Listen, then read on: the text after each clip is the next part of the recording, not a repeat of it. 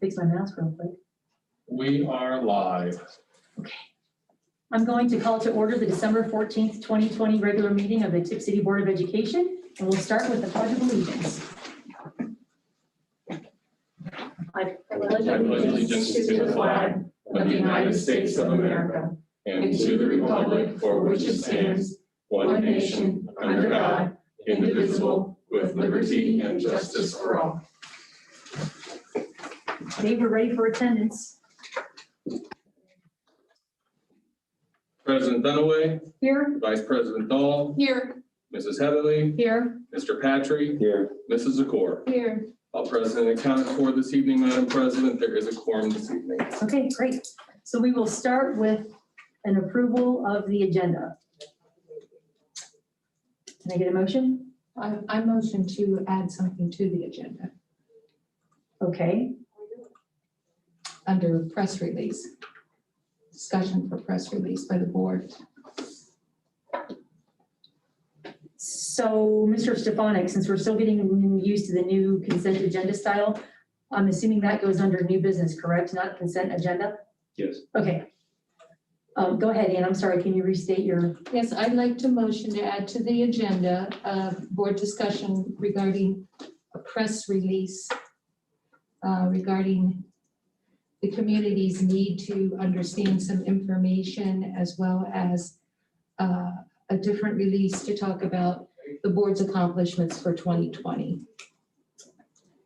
Okay, so motion to add Ann's item E under new business. Ann, you made the motion. Can we get a second? For discussion. I'll second. Okay, motion and second, Mrs. Zakor and Mrs. Dahl. And you said that was for press release of board 2020 accomplishments? Yes.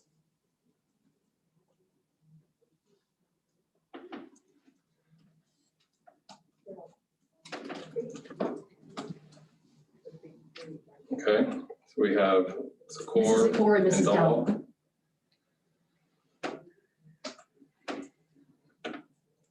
Anything else? Okay, I think you're ready. We should vote on that first and then see if anybody else has any. So let's vote on that. Right now we're voting on That's Ann's, fine. yeah, Ann's motion. We're ready for a vote when you are, Mrs. Zakor, Mrs. Dahl, motion second. Zakor, Yes. Dahl, Yes. Dunaway, Yes. Heatherly, Yes. Patry. Yes. Okay, so does anybody else have any changes to the agenda? I do. I'd like to remove the minutes from the consent agenda, which are items 9A, B, and C. Simon has a motion on the floor. I don't even think that needs to be a motion. Okay, We're just, I'll just note that Mr. Patry asked to have the minutes removed. Okay. we need a second and then a vote. No, there's no minute. That's just, anything can be pulled out of the Oh, gotcha. consent agenda. You're right.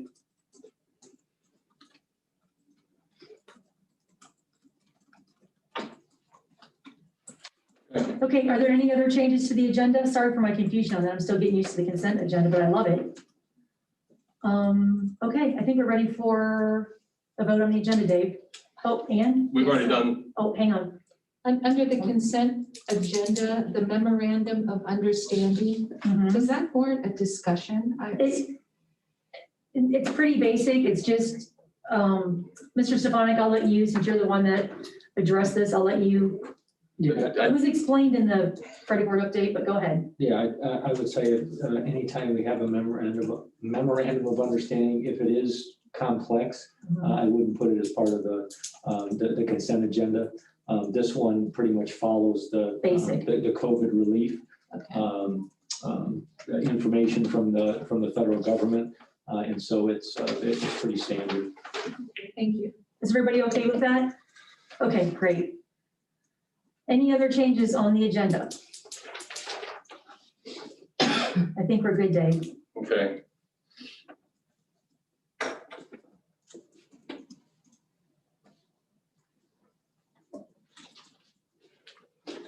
Let me know when you're caught up. Okay, I am caught up.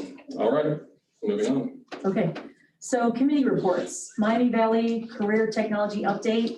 Did anybody have anything they wanted to add from Russ Gilmore's notes? Okay, I had one thing to add. First of all, thank you, Russ, for your detailed minutes. I think that I always feel like I'm at those meetings. He does a phenomenal job. And I wanted to recognize, I'm sure that you all read the same thing, the student success section.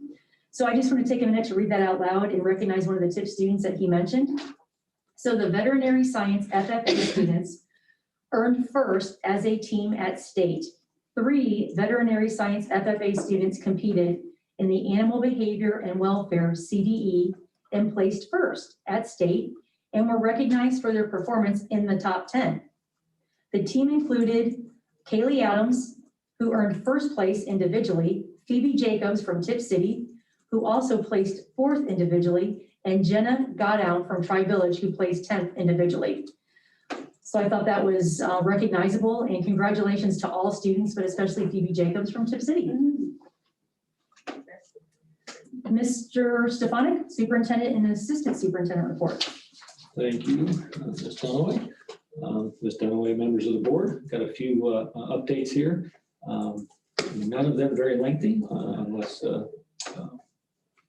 there's a question about something that I omitted. The very first one is an annual requirement that we have to make a statement that we are following all the federal nutrition guidelines in our cafeteria services.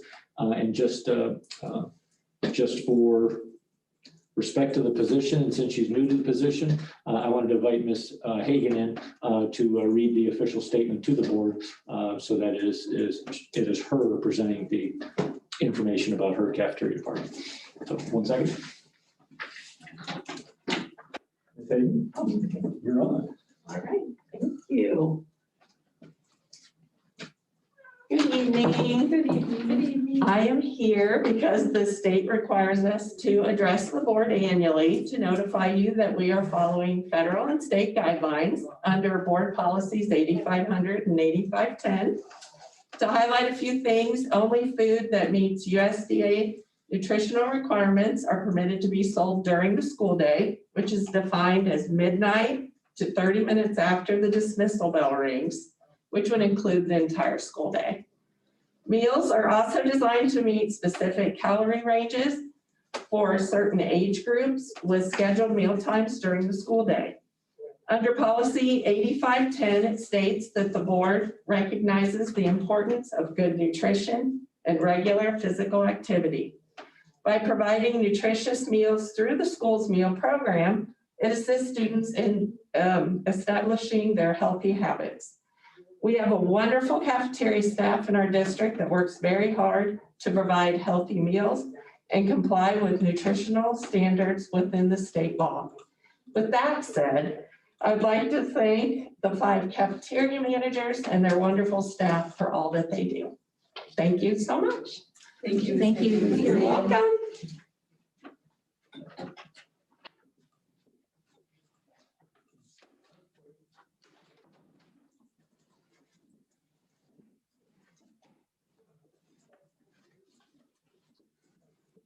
It is pretty standard. I saw some eyes get wide with the span of time that the nutritional guidelines entail.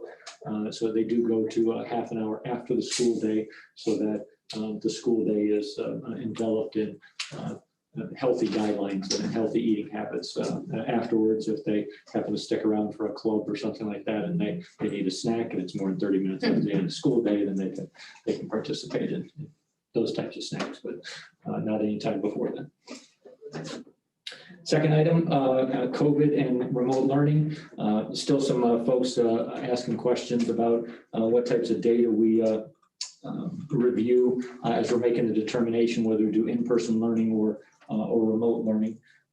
We're kind of tracking the positivity rates in our teenage population. I think the age bracket from the health department or the state is 11 to 20. And so we're monitoring that bracket. In Tipp City specific, that is in the top 4 of the 9 age brackets for positive rates in Tipp City.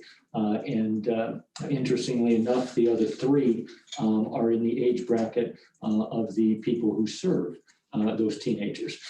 So we look at the ability to staff our schools and our support services, and we look at the potential for not necessarily spread in the schools, but we look at the potential for a positive case and how many quarantine students that's going to create.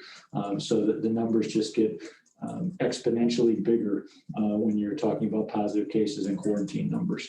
So we're monitoring that as we go towards the holiday break. We are going to look at the Monday and Tuesday right before New Year's that week, and we're going to look at the data and see what that presents to us, and then make a determination for January 4th. Our hope is that we can all be back in person, and we can start off the new year back in-person learning K-12.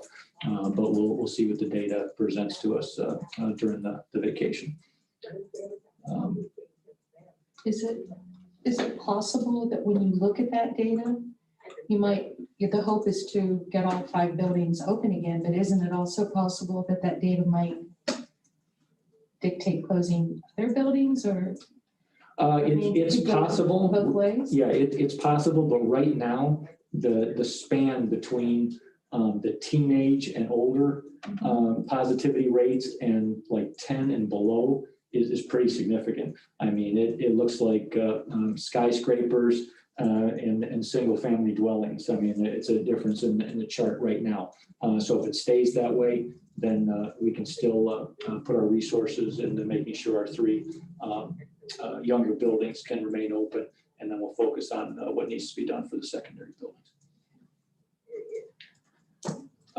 Another thing with remote learning, speaking about misinformation, there's a lot of people, that, not a lot of people, but some people put out there, oh, all the other districts around us are in in-person learning.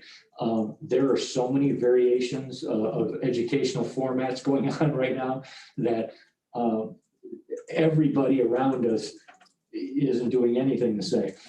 You've got some that are remote totally. You've got some that are remote secondary, and some of the other buildings are open. You've got some that are doing hybrid. And then you have some that did hybrid that now just segued back into in-person learning. So if you hear that stuff out there, everybody but us, is doing this between Miami and Montgomery County. That couldn't be further from the truth. So there's a lot of options out there depending on the community that you're in. The last piece is a calendar survey. We did a calendar survey with the community about a week to 10 days ago. And then here this week, we were going to do just like a comment triggered or comment-based survey for the staff, but there was a request to send the same type of multiple choice survey out to the staff. So we took the community survey and we kicked it out, to our whole staff as well. And we're gathering the data on that. We've had 2 meetings of our calendar committee, and I won't give you the official results of the survey yet from the community because we'll see if the staff one is similar or different. But one thing I can say, preliminary results that the community values their vacation time, and so that's one thing that came out of the survey loud and clear. So we'll look at all that data from staff members to families and community members, and we'll put it all together and present a recommendation for the 2022-2023 school year. And I still remember all the hoopla around 2000. So it's amazing that we're in the 2020s already. So I remember when it hit 2000 and all the computer systems were going to crash and everything. Just remember all that. So that was a while back. I thought the survey was nice, and I like that you just asked people's opinions for actual preference on dates. Like, I really like the fact that you put the graduation piece in there because our administrators give up a holiday weekend every single year. And I don't know that we've ever even had that conversation with them. No, and the board members do too, and we've never been able to Absolutely, yeah. So, yeah, that's a great point. I know some of you would have received the community one, right? And- Yeah, if you have a student, Or- that's just- Yeah, and right. then did you receive the staff one that we sent out just a couple I think days I ago? did, yeah. Yeah. You got that one, okay. Because that's where you show up on mine. It's ZZ, all personnel and board is where you show up on my email. So I'm hoping that's where your feed was. So Mark, in regard to item B about the COVID and remote learning, how are you going to, in addition to sharing that information here, how are you going to communicate with our stakeholders about the plan to reassess in the week before we return from New Year's? What the plan will be, how will that be communicated? Okay, I believe it was in our one call that we already sent out, but we're gonna redo that as we get ready to break, for the vacation. We'll remind everybody when we're going to be reviewing data. It just doesn't make sense to me to review this week's data Right. and then make a decision for January. No, I agree. Then we'll try to get as close to January as we possibly can. While everybody's offices are still open. So. Okay, Mark, is that good? Yeah, I was just gonna ask Mr. Veerhoff if I forgot anything. No, you touched it all. Okay, we have 2 citizen comments, so we're gonna start with Jackie Wall. So I'm not sure if Mr. Stefanik or okay, Mr. Bergen. As well? Can, you guys pass that down to Dave? Sure. Thank you. Put your hand on the table up there. Is there a form out there for the Would you like a second chair? set too? Or do we- No, Okay. There is no second set. Huh? There is no second Yeah, set. no, I think someone comes to them in, but. thank you. Okay. Hey, Jackie, thanks for coming to our meeting, and do you anticipate going over 5 minutes? Do you want us to start the clock, or do you think you're? No, thanks. Okay, great. Just a couple of things that need to be said. Do I need to introduce myself with an address? No. Okay, Jackie Wall, 7645 South Tipp Colesville Road. For those of you who don't know me, I am a lifelong resident here, and I've spent my entire adult life working with various boards, committees, groups, projects for the betterment of the community. Most of them were school-related. I have never held or run for an elected seat. So that's an experience I've not had because of my sitting on the board of the Tipp City Foundation. That prevents me from doing that. But that has not stopped me from being involved in many tax issues or helping people be elected. And of course, most of the tax issues were school-related. And in fact, probably the one that I'm the most proud of is co-chairing the successful bond issue that built the high school. And I'm telling you this so you'll understand that when I say I have a pretty good handle on this community, understanding it, and a pretty good handle on how to deal with voters. And I'm concerned about what's happened in the last, say, month to 6 weeks for this body, because sooner or later, when the pandemic ends and the economics stable, you're going to be coming. I mean, those of us who are paying attention, you're going to be coming for a bond issue. People are unbelievably upset out there. I haven't seen people this worked up since the 90s, when there was a decision by council put on the ballot under referendum, and it was overturned by 1 vote. But it divided this community. There were long-term friendships that ended over it.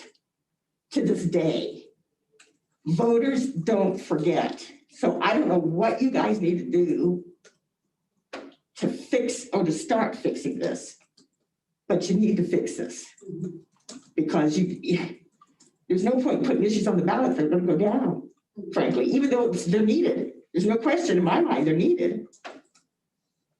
So that voice,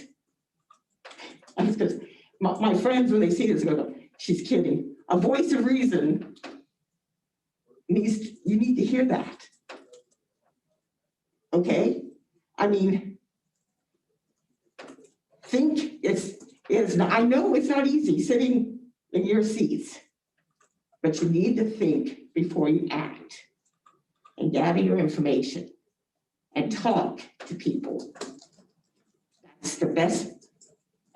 Successful politicians work both sides of the aisles, and you need to do that. That's all I want to say. Thank you so much, Jackie. See, I wasn't going to yell at you, even though I'm kind of grumpy tonight. I'm not going to yell at you. So, thank you. Thank you. Thank you very much.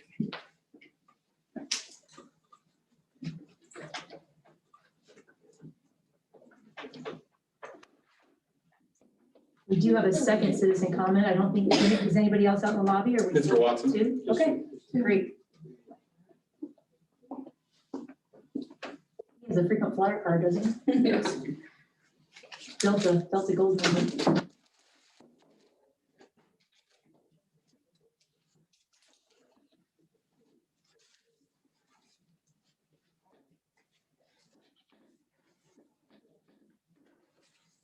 Ready? Yep. All right. Tonight is the season that there's one question to ask, and that was asked at a large concert last weekend. And that is there room in your heart for Jesus to write his story in a relationship?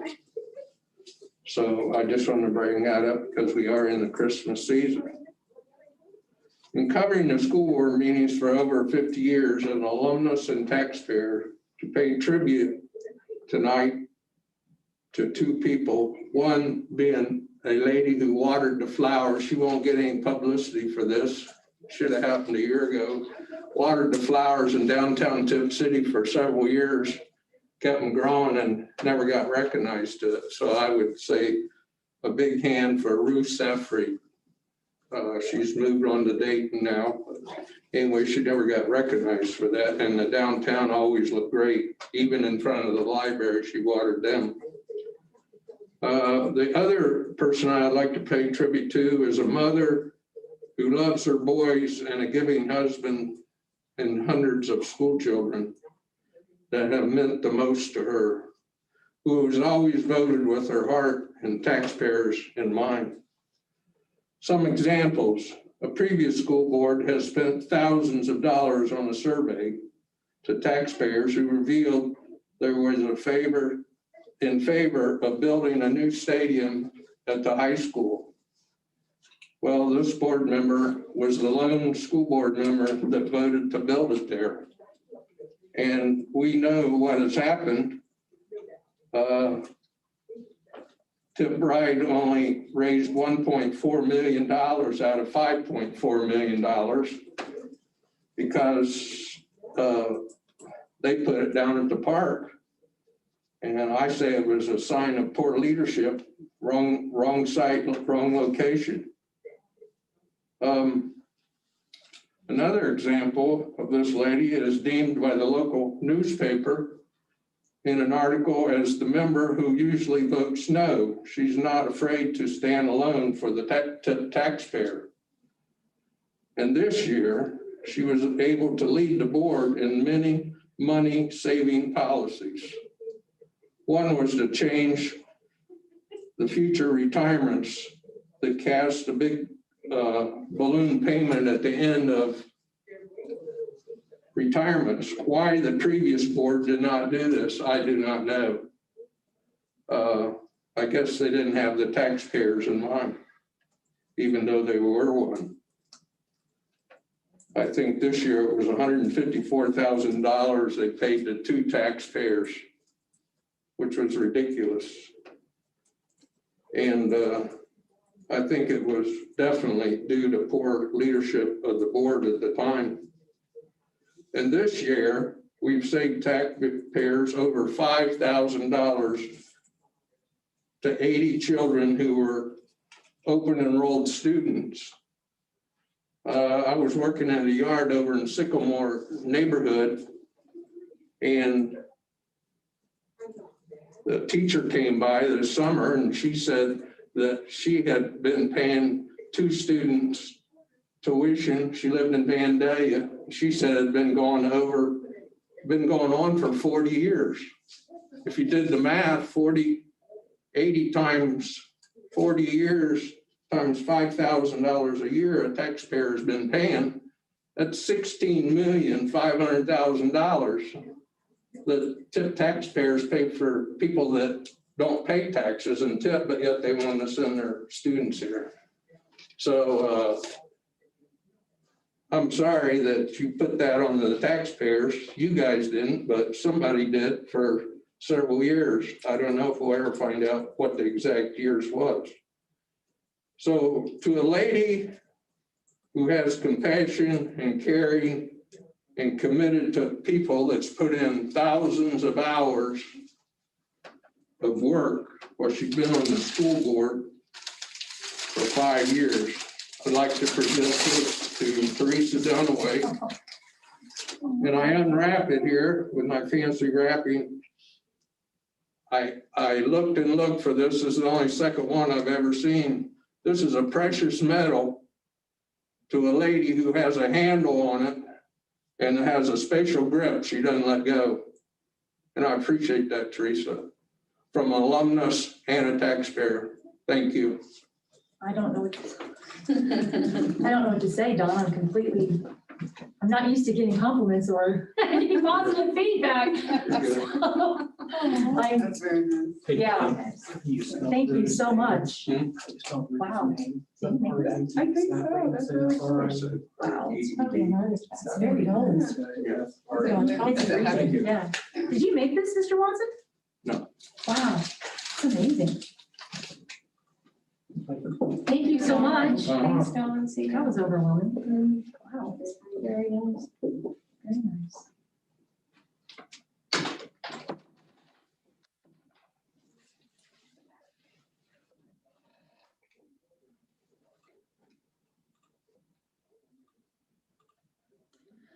Okay, moving on to TCEA comments. No TCEA comments tonight. Thank you for reaching out to us, Mrs. Junker. And we will move on to president comments. So let me just take a minute because that really kind of, very unexpected and wow, thank you. So, okay. I just wanted to take this opportunity to thank my 4 fellow board members. We each bring a unique skill set to this board and it's very appreciated. We're all different and I think that's a wonderful thing. 2020 has been an unprecedented year. There are many words we could use. And we did accomplish a great deal. March 13th changed everything when we learned about the pandemic. In addition, we had a few policy issues that lasted multiple meetings, even several months. So we didn't get to play as much offense as I would have liked. It was a goal at the beginning of the year when we all met. We discussed redoing the Board of Education page, the little tab on our website. And due to things that cropped up, we didn't get to accomplish that task. And to do it all over again, hindsight, Monday morning quarterbacking, that would have been a great place, that seems to be the theme tonight, for this board to list our accomplishments. If people aren't, our board meetings are 3 hours. That's a long time for someone to commit when they have families, they've worked all day. Not everybody gets the paper. Some people are on social media, some aren't. So maybe that's a project that the board can take up in 2021. I thought it was a fantastic idea. It just kept getting pushed down our to-do list. I think it's important. It's important that we are, recognized. Our good work was overshadowed this year for many reasons. It happens. The other thing is it's important for me to recognize that the board members work hard behind the scenes, especially this year. Whether it was spending 20 to 30 hours over a weekend, researching, remember the superintendent applicants, the packets, and it's, some of us spent 3 days looking at all of that. I know that personally, I tried to pull up any superintendent's board meetings. I thought that was a great way, to get feedback. I'm sure the rest of you probably, did similar things as well. In addition to that, just, the endless hours that we spent this summer. To all of our community members who sent us COVID articles, thank you. It was overwhelming. There was a lot of reading, a lot. And the real work happens, as we all know, off camera. So thanks to each of you for putting in the time this year and really going above and beyond. The board did successfully hire a new superintendent, Mr. Stefanik. We provided both an in-person and an online option for educating all of our students. We got back into our buildings August 31st, and then some chose to go online. And we also, this year, as we all know, we reviewed and changed several policies. Given the amount of time that COVID required, we were still able to accommodate our staff, students, and our community. Transparency was very important to all of us. It was something that we chose to focus on.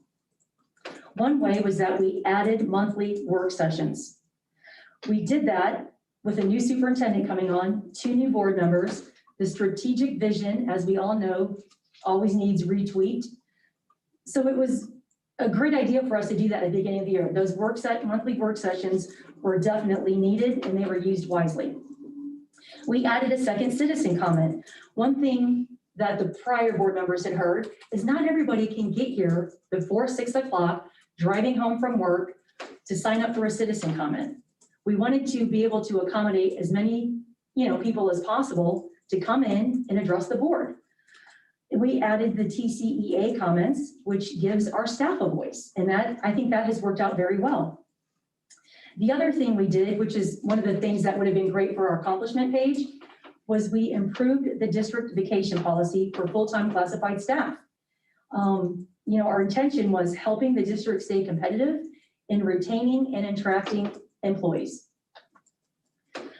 In closing, my recommendation as outgoing president is that next year's board focus on a living and working strategic plan. So that's all I have. Dave, treasurer report? Sorry, was I too wordy? Do you want a copy of this? Oh, that'd be great. Yeah, I don't care. You know me, I'm not like a verbatim minutes kind of person, but if you can read my chicken scratch, it's mostly free flow. And I can listen to this over and over and over Okay, again. there's a few bullet points in there to make it easy. All right, thank you very much for that. You're welcome. All right, moving on to the treasurer's report. I'd like to start with the monthly financial report for the month of November 2020. I could get a motion for the approval of the monthly financial report for November 2020. I'll make the motion. I'll second. Motion seconded, Dunaway Dahl. Okay.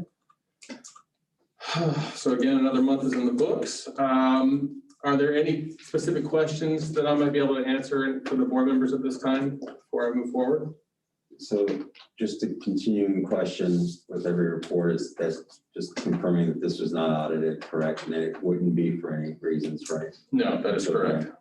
And then I just will be abstaining then related to that and would note that the reason is because I don't approve reports that are not audited, and that's it.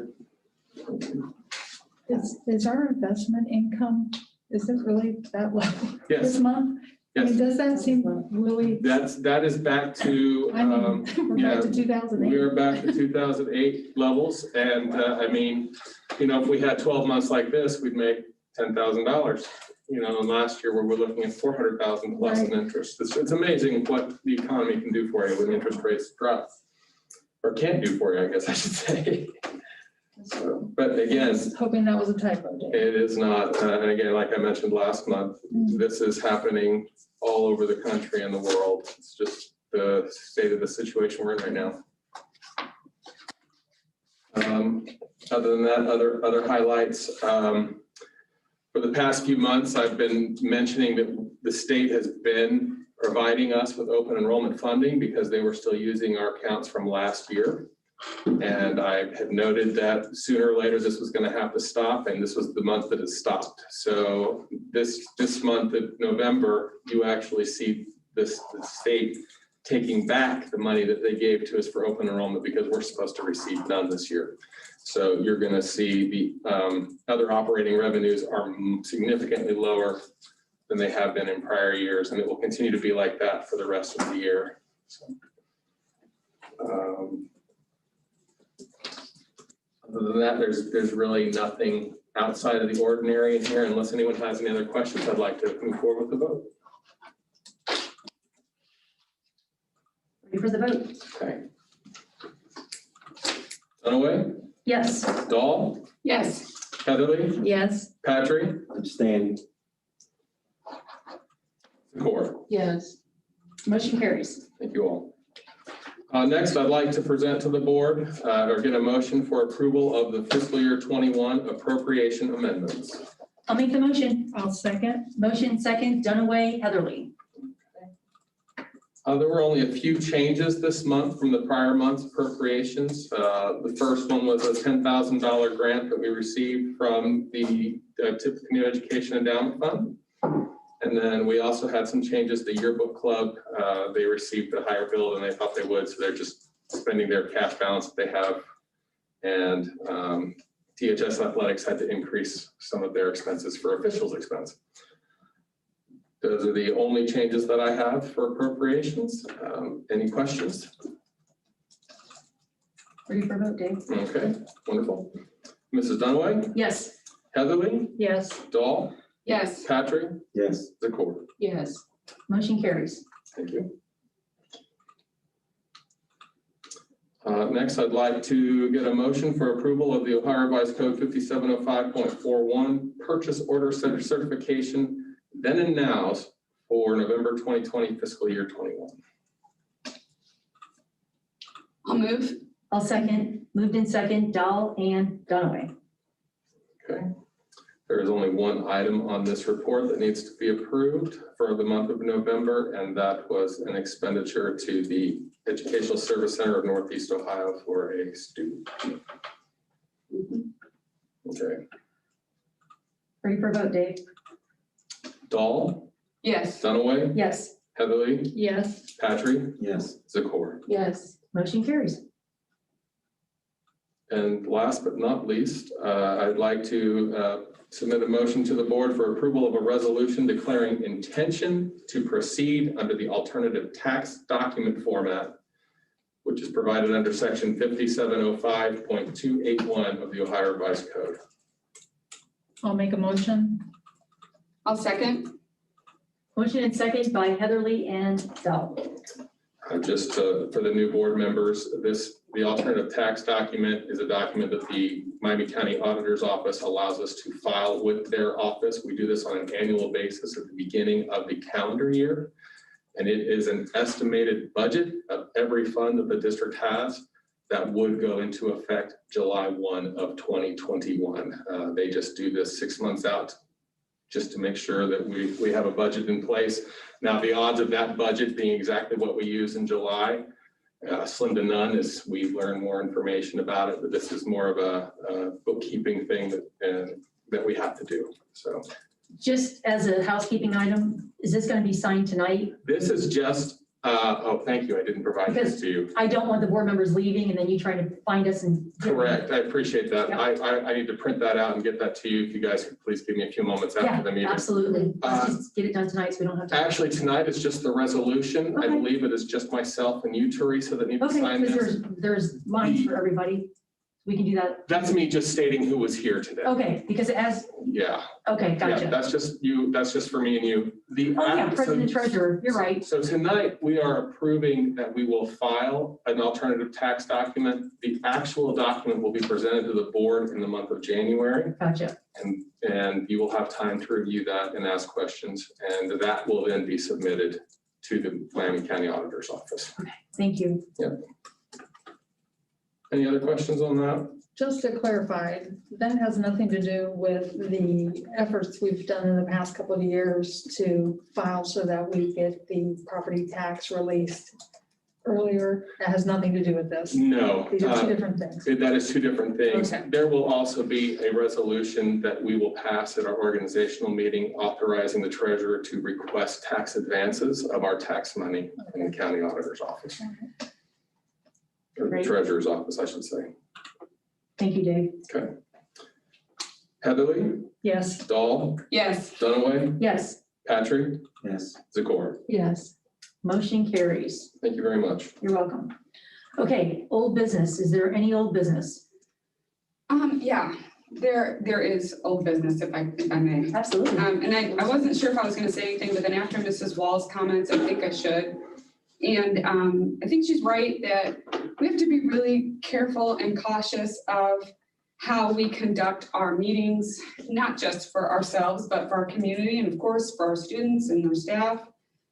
But also at the last meeting, there was an incident where a man banged on the door and then charged in, visibly upset. And there were people in the room, myself included, that did not feel safe.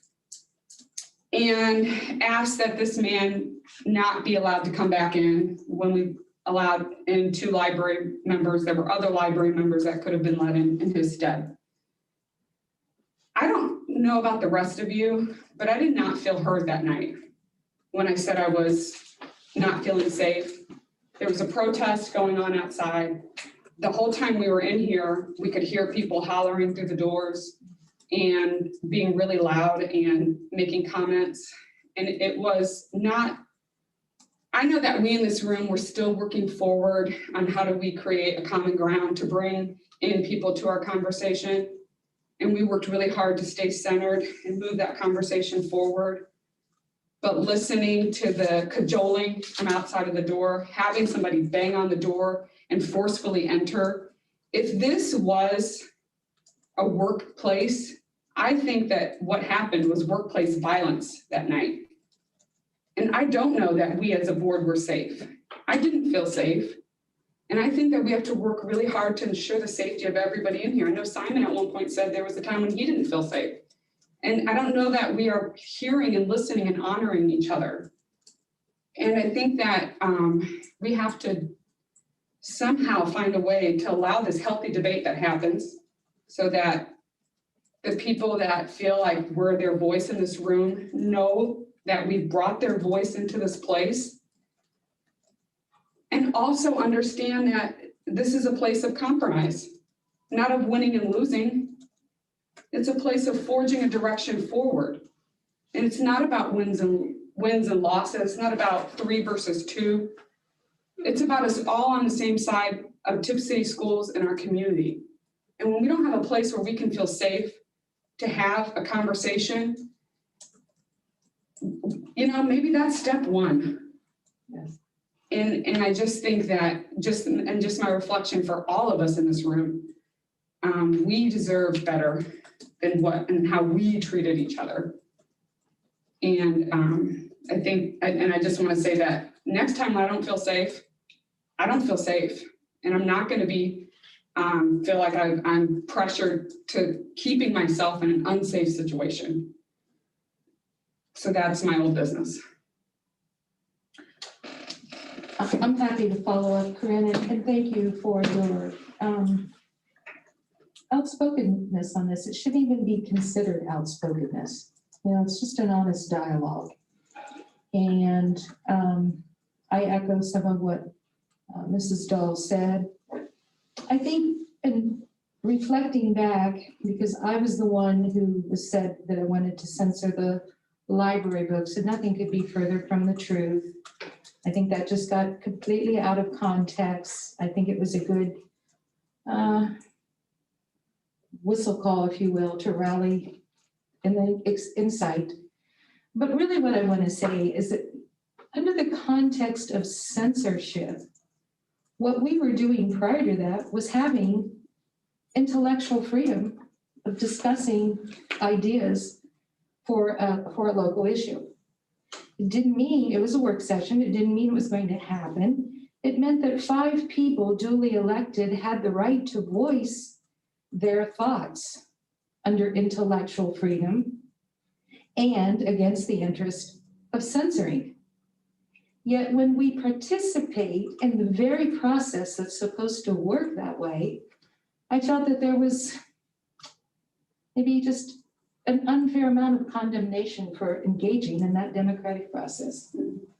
And I think things just mushroomed and blossomed. And I just want to say that one of my goals is to stay anchored to principles and practice, following the laws, and maybe enduring some of this backlash, because I'm hoping that through these kind of conversations, we can really pause, all of us, and say, you know, I'm kind of glad that there is this openness and this dialogue, and we need that, and we can stand that. We're a good community. We're an intelligent community. We can endure all that. We don't have to resort to pressure tactics, bully tactics, misinformation, rumors, gossip, in order to accomplish those ends. Are you finished? Yes. Okay. Well, first of all, I would like to extend in a policy, what? No, sorry. I think this mask, I have a new mask on. I can't breathe in this one. I would like to extend an apology to you, Mrs. Dahl, because I did hear you say that night. Quite frankly, I don't want to say I was a deer in the headlights, because at my age, I mean, my goodness, right? No, I That was should never shocked too. happen. I was shocked. But in my 5 years here, I've never been in a situation like that. I should have been more supportive, or I don't know, I don't want to use the word aggressive, but it doesn't matter. If one person says I'm not comfortable, then that's it. Mhm. So I hope you accept my apology. Of course, If yeah. I had anything to do in not taking a more proactive role in saying, that, you know, of what should have happened. And all we can do is fix it moving forward.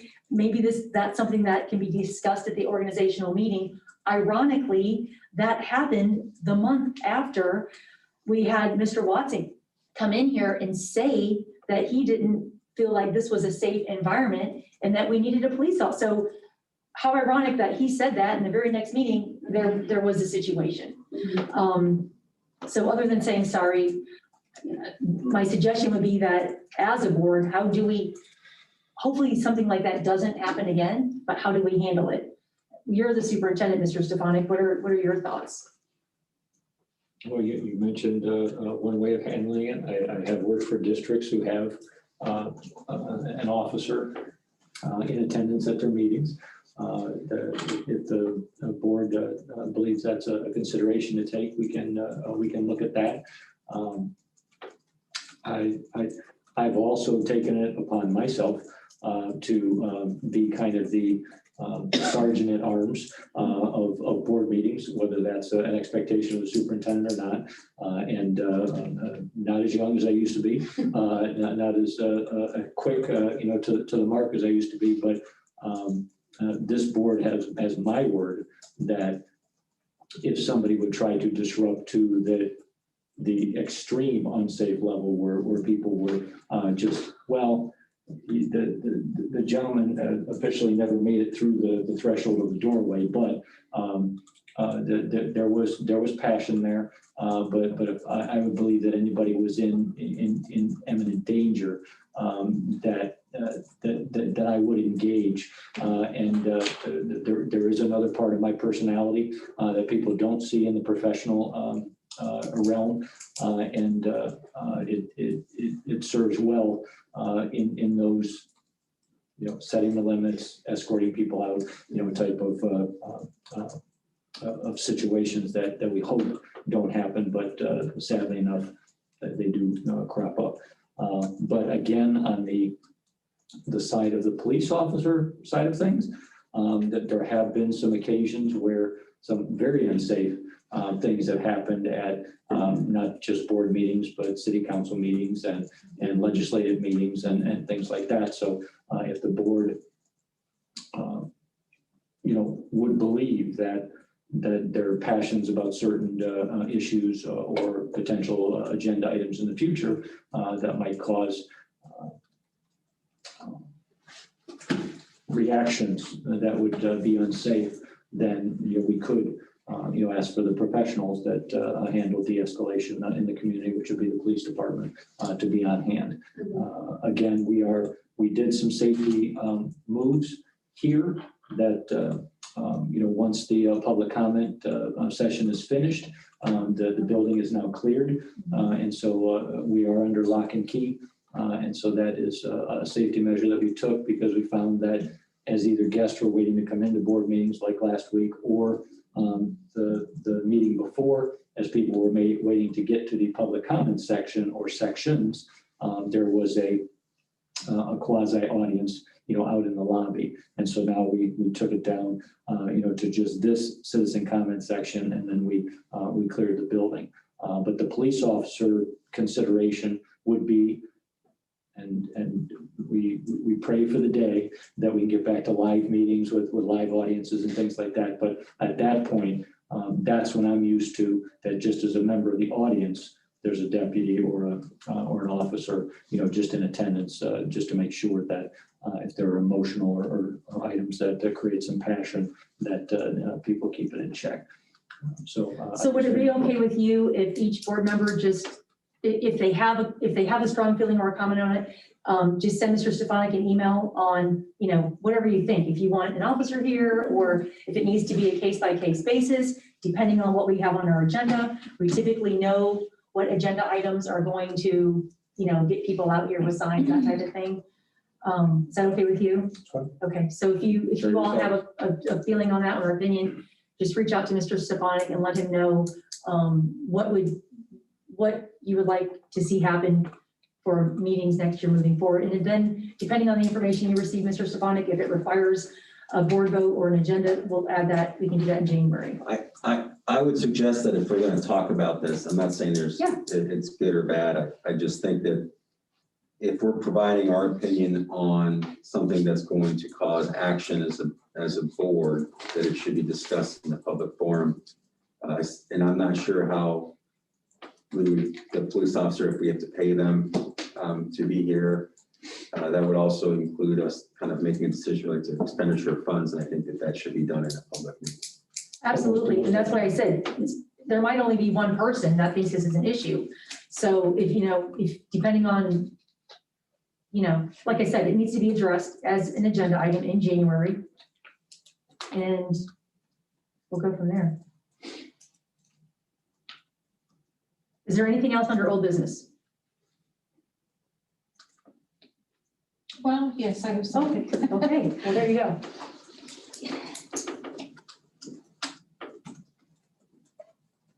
This is my feeling. I'm not convinced. I don't feel that this board did a good enough job. I'm just being honest.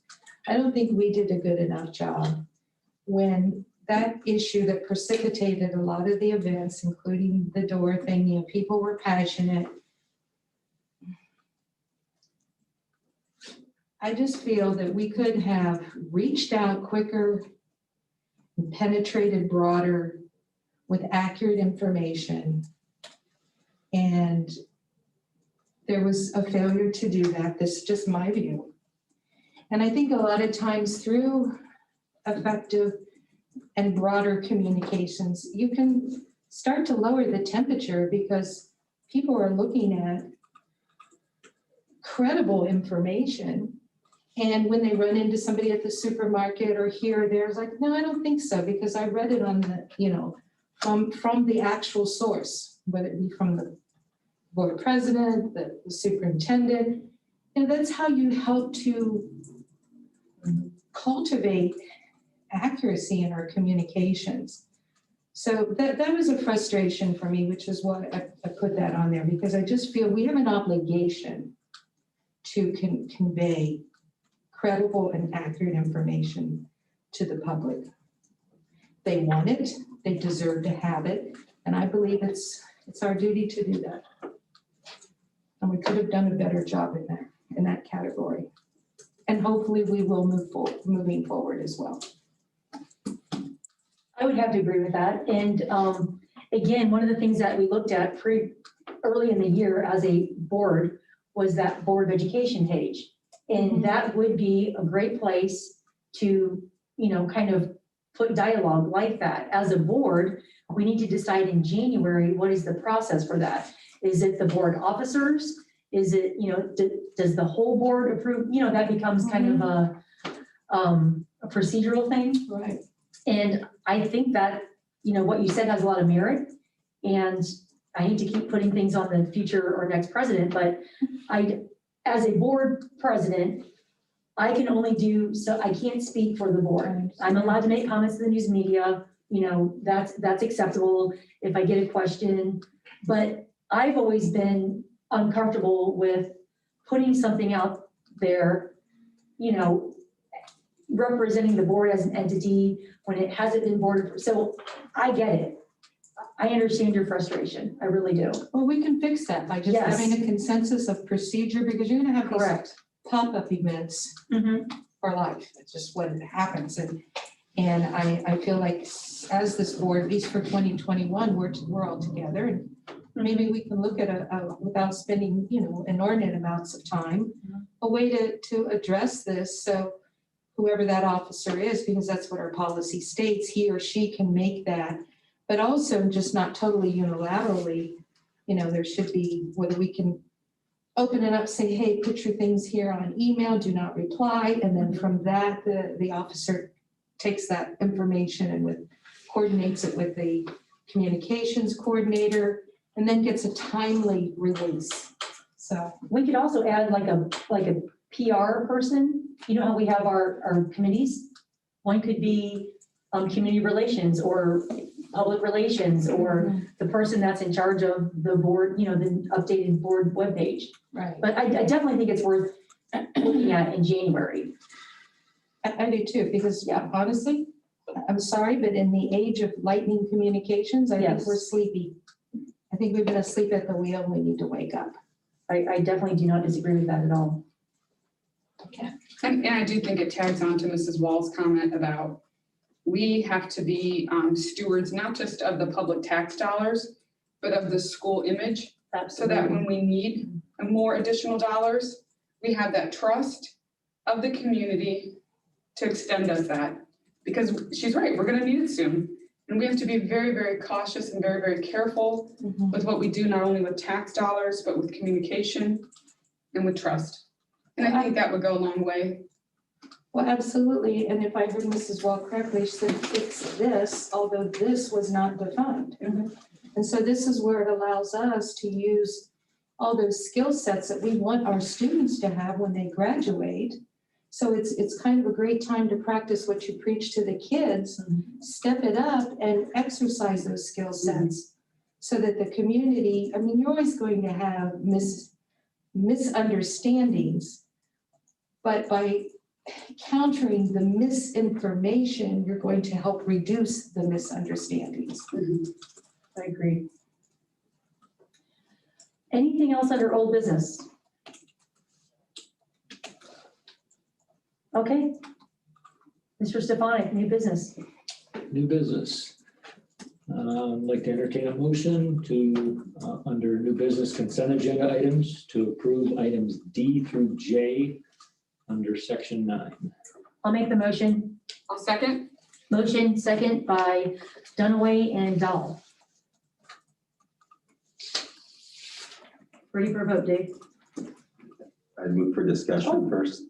We don't do discussion on consent agenda. You can do it on new business. Well, I thought we removed these minutes from the consent. Yes, agenda. we're discussing it. Oh, I'm Yeah, sorry. we're discussing it under new business. Yeah. Forgive me, I heard. Oh, you're okay. Are you good with what I'm doing? Yeah, I'm sorry. Okay, great, no problem. Okay, motion by Dunaway, second by Dahl. We're ready for a vote, Dave.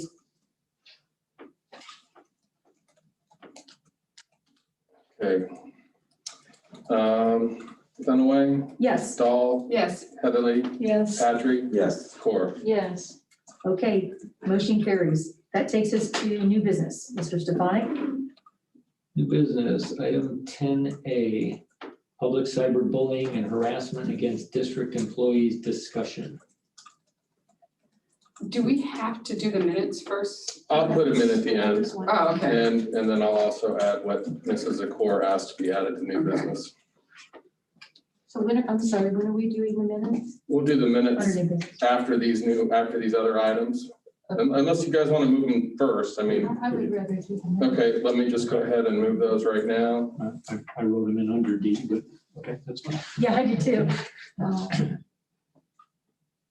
Oh, I always add the changes at the end, but that's okay. Either or. Well, that's the great thing about board docs. Yeah. It just takes a moment here to, And thank goodness for board docs. That's all that. We're not gonna, and then we have a new what a item. wonderful thing that was. My goodness, who would have done that? Changed our lives. Hey, that's why I got the hammer, because I did board docs. board, this is my board docs hammer. I got board docs done. That's funny.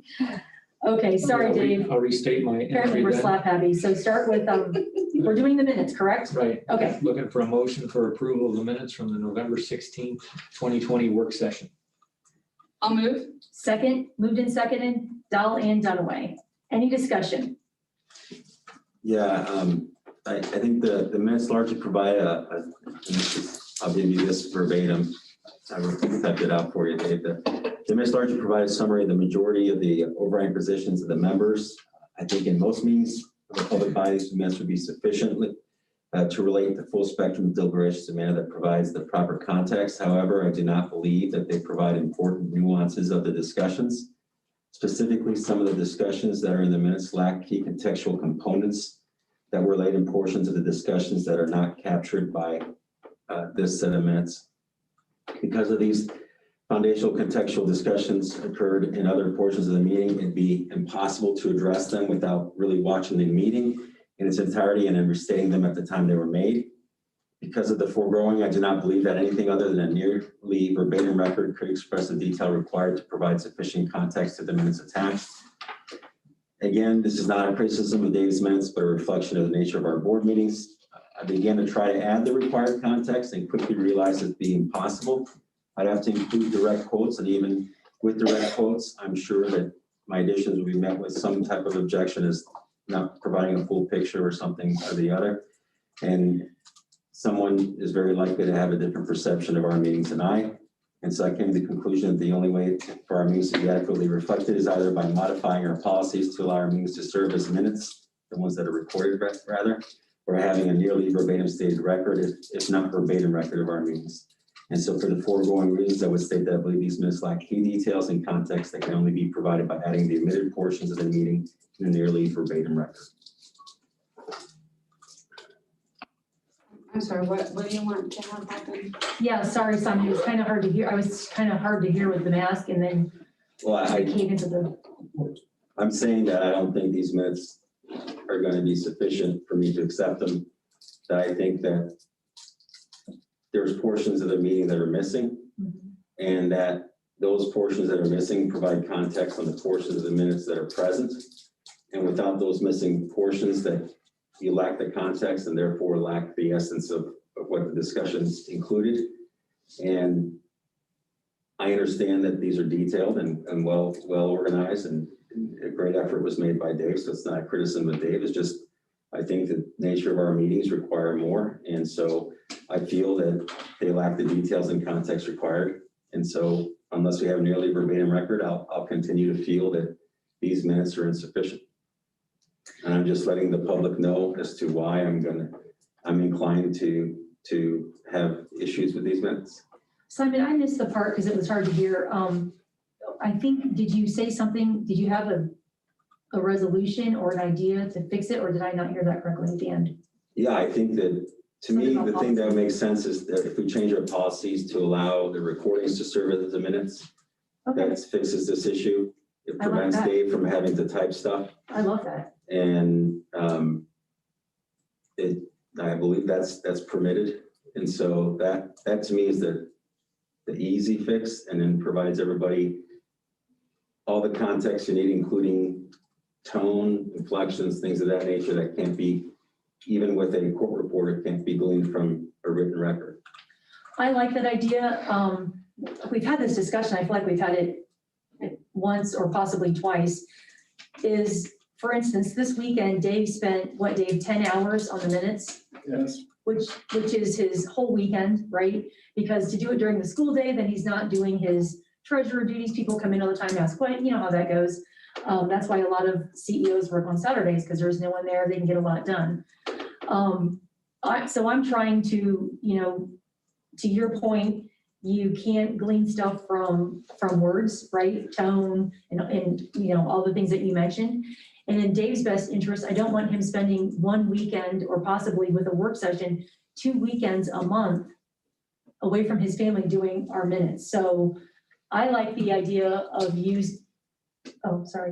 I like the idea of using the recording. I mean, that's fine with me.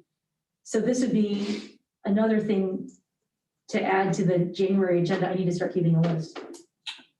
Does anybody else have any? Well, input? yeah, we're already using the recording. I mean, Well, but then it's he, the video of the meeting. correct, but then we also do the typed minutes every month. Well, yes, it's an augmentation of what is a verbatim on the video. I mean, the verbatim is there, is it not, in the video? The policy has to provide that the recorded video is serving as our minutes for us to comply. Having the recording with the minutes, without that being a part of a policy, I believe, is the issue. So, I'm sorry, say that again. The recording itself, without The the video. policy providing that that's going to serve as our minutes and us approving that recording is not enough. You have to have the policy that provides that the recording, and again, I'm not an expert, this is my loose understanding, is that the recording could serve if we had it as part of our policy and we prove that recording to be the minutes. The written minutes right now is all that our policy allows us to do.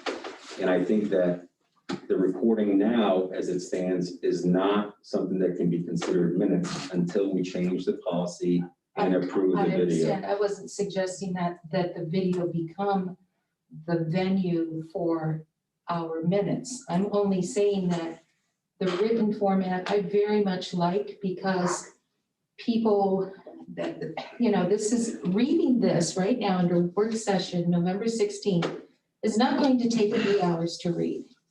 However, the video is about, you know, it's over an hour or so. And so the recording, I think, is what I'm saying, it's complementary to what's in print. And I see the value of print for people who don't either have the download to do the video, or somebody can print this and hand it to them. I just feel it's useful having both venues. And I understand what you're saying, Simon. Of course, the video gives more comprehensive, but I'm not suggesting we change the minutes policy to be an audio of minutes. I like the written, and then I think the fact that we do provide the meeting recorded, that you get that verbatim benefit. Can I tag in that on the board docs, if you go to a past meeting, and let's say you want to see what the conversation was about substitute positions, if you go to this icon up here that looks like a Right up. videotape, Yeah. it takes you to that portion of the conversation in on the YouTube link that Dave goes in and links those. So I think that it kind of addresses, like, I don't want to watch this whole thing. If you go back, and then you can just watch the discussion that's centered around substitute positions on November 16th, which is a nice way to not have to watch a 3-hour meeting. So to clarify, Simon, was your statement a generalized statement of all the minutes, or just a concern specific to this one set of minutes? It is going to be a continuing position that I maintain related to all minutes. I think unless we have something that's presented that's a nearly verbatim record, which I think is, as Teresa stated, it's just Herculean task for anyone to accomplish. You'd almost need a court reporter in here. And so to me, the solution I see 2 solutions. One is have a court reporter come in for our meetings, or That's gonna cost money. sure, but not that much. You'd be surprised in the context of things. And I think that there's value to Dave's time too. And so I think that's option one. Option two is to us use the recorded meetings as our minutes, which is the inexpensive option, and which I think accomplishes my concern. I don't deny the value of the written minutes. I just feel that by the very nature of them being a summary and leaving out things in the discussion, which you naturally would as you're typing these, because you think it's more kind of a side issue, those side issues then come back later on during the discussion, but they're pertinent to the context of what happens later on. And the person typing that wouldn't understand that until they get there. And so when you're reading them, there's a lot of things that don't really make sense, or there's missing. And I'm always going to have an issue because of that, because I think it really can change meaningfully the context of what's provided in minutes. Did you say that there was a concern or about the actual medium of a video being preserved, down 10 years down? Is it still going to be irrelevant? Minutes are expected to be kept forever. And if you have minutes on YouTube, what I need to do is, to save those forever, we'd have to download them, put them onto a medium. What medium do I put it on? A CD, a USB stick, Right. a hard drive? We have to, if that's our meeting record, we have to make sure that that can be viewed 100 years from now. The meeting's written down. We've got records from the early 1900s, and that's the medium that we've been using. If the board wishes to select videos, I will do what I can to put it on CD, DVD, USB, whatever. I will stick it in a fireproof safe in my back office, and we can have those.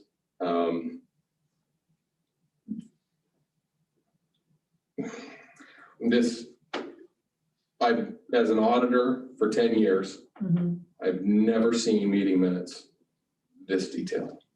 Yeah, your Never. minutes are very detailed, no doubt.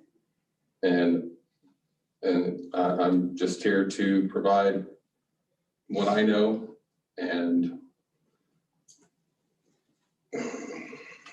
that's yes, and being able to keep that medium in place and being able to be used for 100 years, 200 years. Anybody get care in 200 years. That we should at least try to reach that goal and keep that goal in mind. Simon, can you just read to us the exact policies that you're referring to? Because I'm not up to, it's been a few months. I'd like to just kind of review those when I have time. I don't recall the Okay, I didn't know if you had policy typed out or printed out. specifically, but It's okay. I just it thought should you had be to in our, I remember. believe in the minutes. Yeah, I'm fine. The policy related to minutes is 168. Right now, I believe it requires the written, based on my last Mhm. review, then we read and approve. And I believe those are really Neola. And so, Mhm. but it's my understanding, and this would have to be verified, but it's my understanding that we can use a recording. And again, this is not a criticism of the detail that Dave drafted those minutes. I think he did a nice job. I just think that there's a lot of portions I think that are missing that are meaningful. And I understand why, as you're drafting that it wouldn't be included. But as you go further down the meeting, then those portions that are omitted would have been meaningful. And so short of going through the whole thing and then adding that, it's impossible for me to just make revisions other than just general statements as to different contexts. And then that's not going to be appropriate either. And so the only solution I can find is either we start getting more detail, at least for my satisfaction, or record it. So can I ask a question? We did have the opportunity to provide what we believe, Mhm, needs right. to be added. Simon, can I ask a question? So I want to add this to the January meeting, and we'll just have an agenda item to, everyone can, not to give homework over the holiday break. I sound like you're a teacher, right? Well, not anymore. Okay, so if everybody could look at that policy prior to the January meeting, it won't be the organizational meeting, so we will decide at the organizational meeting when our meetings are, et cetera. We all know that.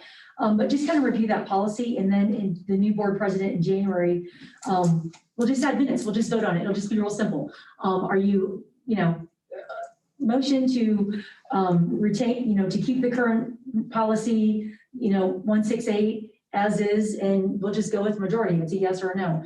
And I don't know what's going to happen, so we'll just take it from there. If the majority says no, then we will have to come back and come up with several options. But if the majority says yes, Simon, to kind of rehash everything that you were kind of going through, for your comfortability, you'd have to abstain, right? I mean, that would be the only way to, without changing the policy, so that your own, conscience is where it should be. It would just be abstaining on your behalf. I don't know what else to make a happy compromise. May I ask a Yeah. question? So if I'm understanding you correctly, Simon, I think what you're suggesting, which is what the for argument was last month, or I think it was last month, which was, I think what you're suggesting, and clarify if I have this incorrect. You're suggesting that we alter the policy so that we recognize the video as the official minutes. And that would then allow Dave to go back to just doing more of those bulleted statements that he likes and that some of you all liked as well. But I know I own my part, which was questioning some of the content because it didn't really give much reference point. Am I saying that correctly, what you're suggesting? But then I don't know what I'm sorry. No, I don't. So the solution, I think that I'm understanding is, let's amend our policy to recognize the video as the official minutes. And the unofficial minutes would be the bulleted statements that he provides to us so that we still have some written guidance as to reference. Yes. Am I saying that correctly? Yes, that's exactly right. So right So now, it's what Dave wanted us to do initially. No, I don't agree with Well, using here's the video. deal. Oh, okay, I'm sorry. Joelle, with I your recap, the board needs to decide first if we're happy with the current policy. That needs to be the first step. Because if the majority of we can't change a policy because, no offense, Simon, but because you did bring this up, we can't change every policy because one board member wants it. So in January, what we need to do is decide, where we are on this. If everyone is fine with the current policy, then it's fine. I'm totally for having a court reporter come in. And if they want to sit back here, type this all up, or even listen to our meeting later after it's been done, type it up and provide the information to me, I can throw it into the minute format and We we need to can get a have it. price on that. Do you have time to Well, do that before mid-January or whenever our meetings are going to possibly be? Simon, do you want to do that? Reach out to a court reporter and just get like an hourly rate? go ahead.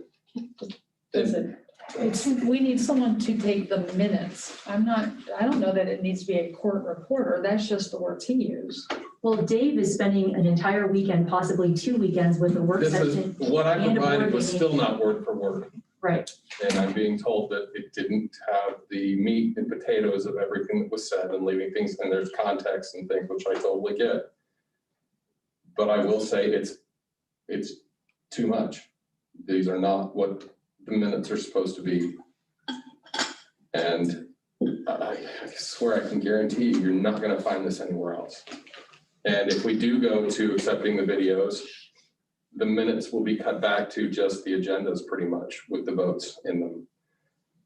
So let's circle back to Simon since he brought this issue to kind of wrap this up. And then Simon, what are your final thoughts or whatever? So I just gonna summarize my position. Gotcha. The only legal requirement is that, from my understanding, it's been relayed to us by our counsel and what I've looked at, is that the minutes provide the public an understanding of the subjects that we talked about, a summary of our deliberations, enough for them to understand how we came to an action and how each board member came to a certain decision. Presently, when I look at the minutes, there's a lot of detail, but there's key components from these discussions of these long meetings that are missing. And I understand why they're missing. It's because the underlying context that would make sense as to why someone made a decision didn't appear to really relate to what it ultimately ends up occurring, and so it's omitted. And so so I'd love to add that back in, but I'd have to spend just as much time as Dave is spending going through the video and amending minutes, and I'm not willing to do that. I'm not here to draft minutes of our board. And so if people here feel that they provide the summary of deliberations, it's sufficient, that's fine. I don't feel that way. I feel that you have to have nearly a verbatim record, especially with the nature of our board meetings. And so I feel that I'm not comfortable approving those minutes unless Understood. we have a verbatim record or a recording. I understand that that's not the position of the rest of the board. I'm just, and I'm not, Well, we don't and if know. we change the policy or not, that's fine too. I'm trying to articulate the reasons I may say no or abstain when it comes to minutes. That's Because I think it's fair for the people to understand why I'm taking the position I'm taking. So Okay. I'd like to suggest, do we feel we need to alter the written minute format or not? I thought we had this conversation. We had it a couple months ago, yeah, And right. so it's right, we may not have all five in agreement, but again, to move things forward, Mhm. do we have a majority that feels this doesn't, meet the standards? I'm not sure why we're talking about court reporters and all of this when we haven't even decided what our current position is. Well, that's what I said, on the format. we need to decide what the majority of the board wants before we go down the road of, Exactly. right. And- Go ahead, Corinne. I was just gonna say, I liked your idea that all of us digest this like Yeah. intentionally. Read the To policy. really, to have a vote on if we want to explore how we can readdress or rewrite this policy, or if we're just gonna say, this is good enough, and then, and really give that conversation some time and then go from there. Well, I'll add this. I don't ever want to write this detailed again. Oh, gosh, you can't. It's 2 weekends out of your life. No. I mentioned this to my wife. Mhm. I feel lost. I feel I don't know what to do. Mhm. I feel like I need to please everyone and put that detail in. If I don't put enough detail in, it's not good enough. Right. Whatever we can come up with Mhm. to make it so that this is not as stressful. I mean, these are the minutes. Yeah, this shouldn't be a stress. This should be a 5-0 straight up vote, easy, no Right. problem. Right. And this has become one of the most frustrating items I've ever had in this job as a school treasurer. Yes. Mhm. No offense, Simon, but it is.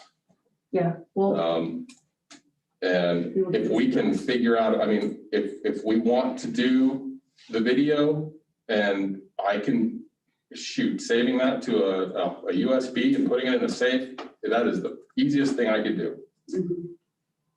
Easiest thing. And it would cut back greatly on the time spent for the minutes. I need to, it's like I said, it's been several months. I need to see that policy. I'm not gonna do it tonight. I like to, like Corinne said, I want to be intentional. I want to read it. I want to digest it. And then, like I said, 20 minutes ago, we put it on the January agenda and see what happens. Good enough? So to clarify your statement, Dave, are you suggesting that you would go back to just the bulleted I statements? think I'd even cut back further than that. Because Yeah, I which think I is- would agree with what Ann had said near the beginning. We need some reference, something written down, in my opinion.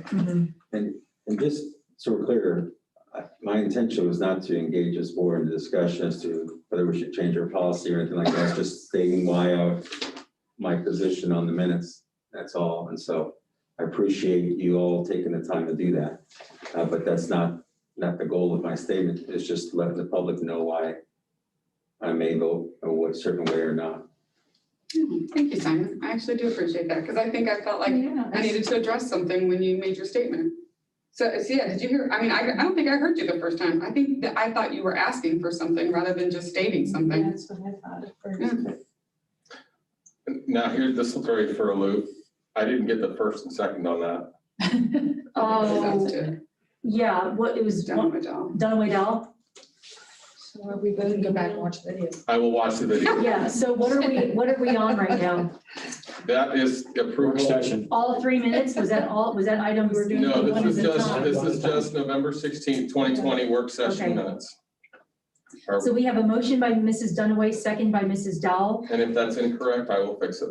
Yeah, we're good. So Dave, we're ready for a vote. Dunaway, Yes, Dahl, Yes. Heatherly, Yes. Patrick, No, Zakor. Yes, motion carries. So Mr. All right. Stefanik, the, Looking for a motion for the approval of minutes from the November 16th, 2020 regular meeting. I'll make the motion.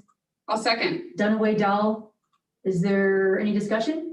just a reference to my previous comments. Great. Ready for a vote, Dave? Dunaway, Yes, Dahl. Yes. Heatherly, Yes. Patrick, No. Zakor. yes, motion carries. Looking for a motion for the approval of minutes from the December 8th, 2020 work session. I'll match them. I'll second. Motion and seconded by Mrs. Zakor and Mrs. Dahl. Is there any discussion? Ready for a vote? Was that Zakor Dahl? Zakor, Dahl. Great. Zakor, Yes. Dahl, Yes. Heatherly, Yes. Patrick, No, Zakor, No, Dunaway. Dunaway. Zakor motion, Dunaway. Dunaway. Yes, Thank you. motion carries. I have 4 votes yes, Okay. 1 vote no, correct? That's correct. Thank you. Okay.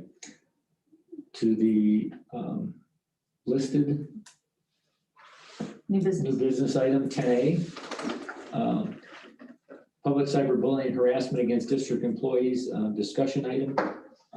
We have there a link to policy 1660, anti-harassment policy in the school district.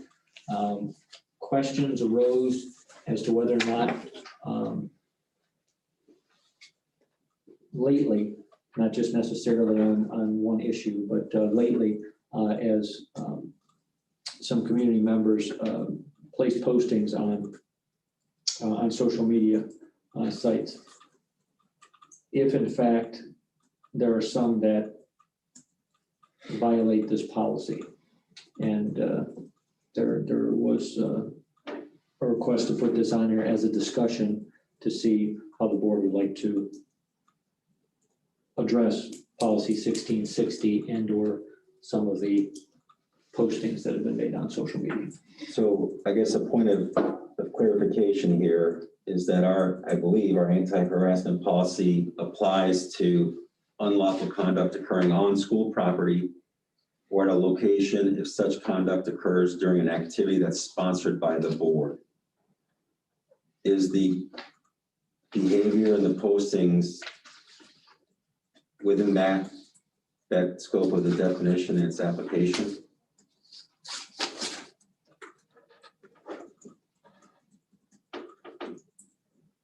Where are you at in the policy, Simon? First paragraph, last sentence. I'll quote it. It's this policy applies to unlawful conduct occurring on school property, comma, or at another location if such conduct occurs during an activity sponsored by the board, end quote. Well, you bring up a good point, Simon, because the way this policy is written, it's obviously geared towards our students. This Mrs. Wall's comments tonight ties in with this discussion item. And to her point, she told us, right now, we really need to work on what the community sees, what happens at our meetings, the comments that happen, whether it's, on the internet, letters to the editor. Anne pointed out earlier in the meeting that we, as a board, haven't done a good job of, I don't want to say getting our side out there, but kind of just stating, the facts. And so had that stuff happened prior in the year, maybe we wouldn't be having this conversation. But because all of the classes that I've ever taken at Capitol Conference, communications classes, one of the first things they say is, you don't ever want to get into a back and forth on social media. Somebody says something on a general site and a board member jumps on and says, oh, that's not true, or because then it just keeps going and going. And then where does it end? So we just need to find a way to kind of clear up some of the mistruths. And one would be, right now, there are people in our community that think this school board spent $50,000 on this library trustee issue. $50,000 is a lot of money. Those are the kind of, flagrant comments that bring Mrs. Wall in here to make citizen comments because she's concerned. Go ahead. Yeah, and I think that we need to be intentional about protecting everybody's ability to freely add to our discussion.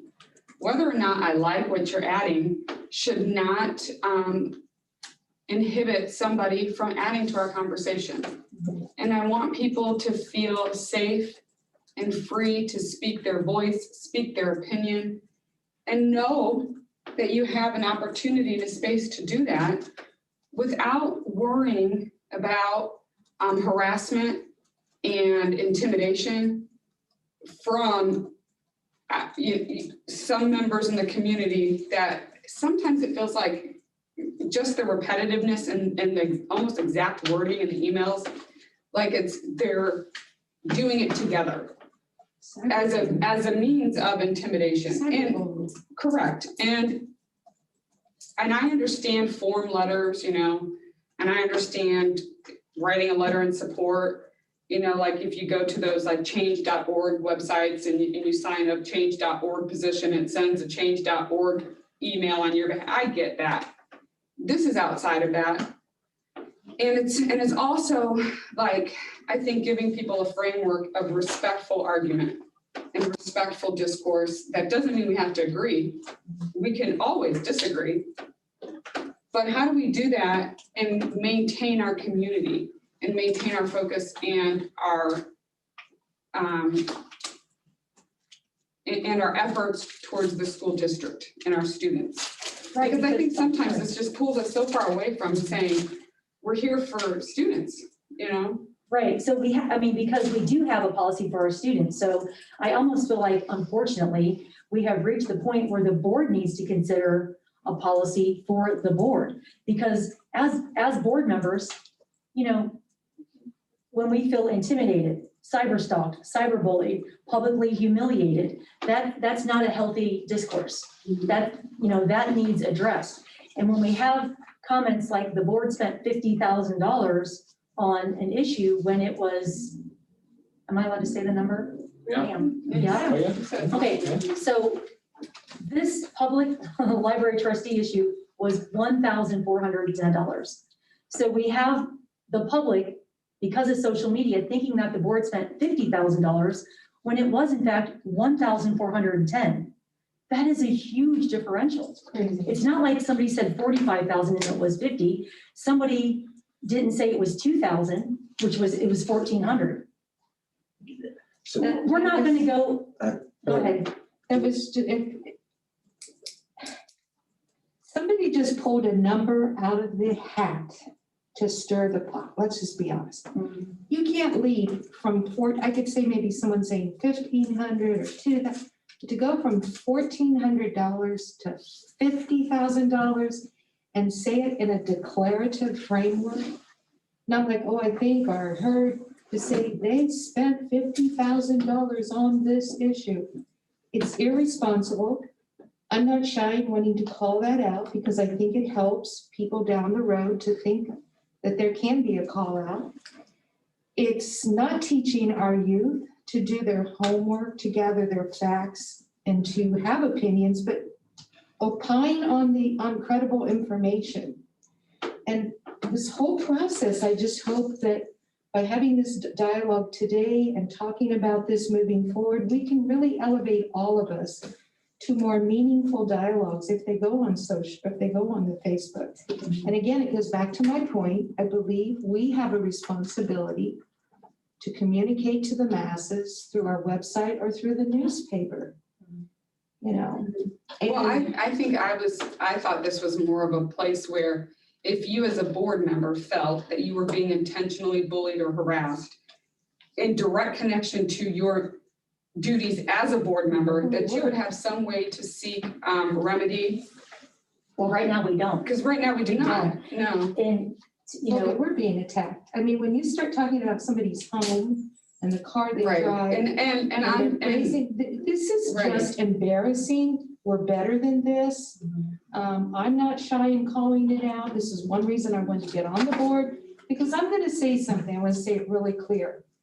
If adults feel this way, feel any hint of intimidation, shame, embarrassment, and just imagine what the students might feel that don't even have their high school diploma, don't have a career, don't have any title, don't have any real power, don't have any real designated voice. Is it any wonder that we hear these comments about the students And sometimes the living hell they go through because of bullying. If we can feel this as adults, what is an adolescent supposed to be feeling? And we're all better than this. And if we don't stand up and have these honest conversations at the adult level, how do we expect to model the way at the real level for the kids that are really the most victimized? So I guess I just want to make sure I understand what we're talking about. We're talking about comments that were made on social media that from people who are not a member of this board, who are not an employee of the district, that were inaccurate. And we're discussing it in context of our anti-harassment policy. Yes. Okay. Correct, but the one we have, Simon, is what you stated in the very first sentence, is this is just what we have for our students. So, And staff. oh, sorry, And students and staff. staff. I meant to say not us. Yeah, it doesn't refer to the Board of Education members. And, you know, for some, I'm sorry, Go ahead. are No, we you're fine. talking about board members right now? Or are we talking about people outside of this board? well, I think the examples tonight were that board members feel intimidated, cyberstalked, cyberbullied, publicly humiliated by the public comments this year that have been on these social media sites. As board members, we don't really have a way to address this. And it's not going to become one of those things where every single, it just, some of the things are completely outlandish. Well, let me And to give you, Jackie Hall's point, go ahead. let me give you a concrete example, Simon. So, and I just received this, somebody sent me a screenshot of it because I wasn't on the social media that this was communicated on. But in reference to an earlier issue, somebody got on a social media site and advocated for others to join this person outside of my house in a protest.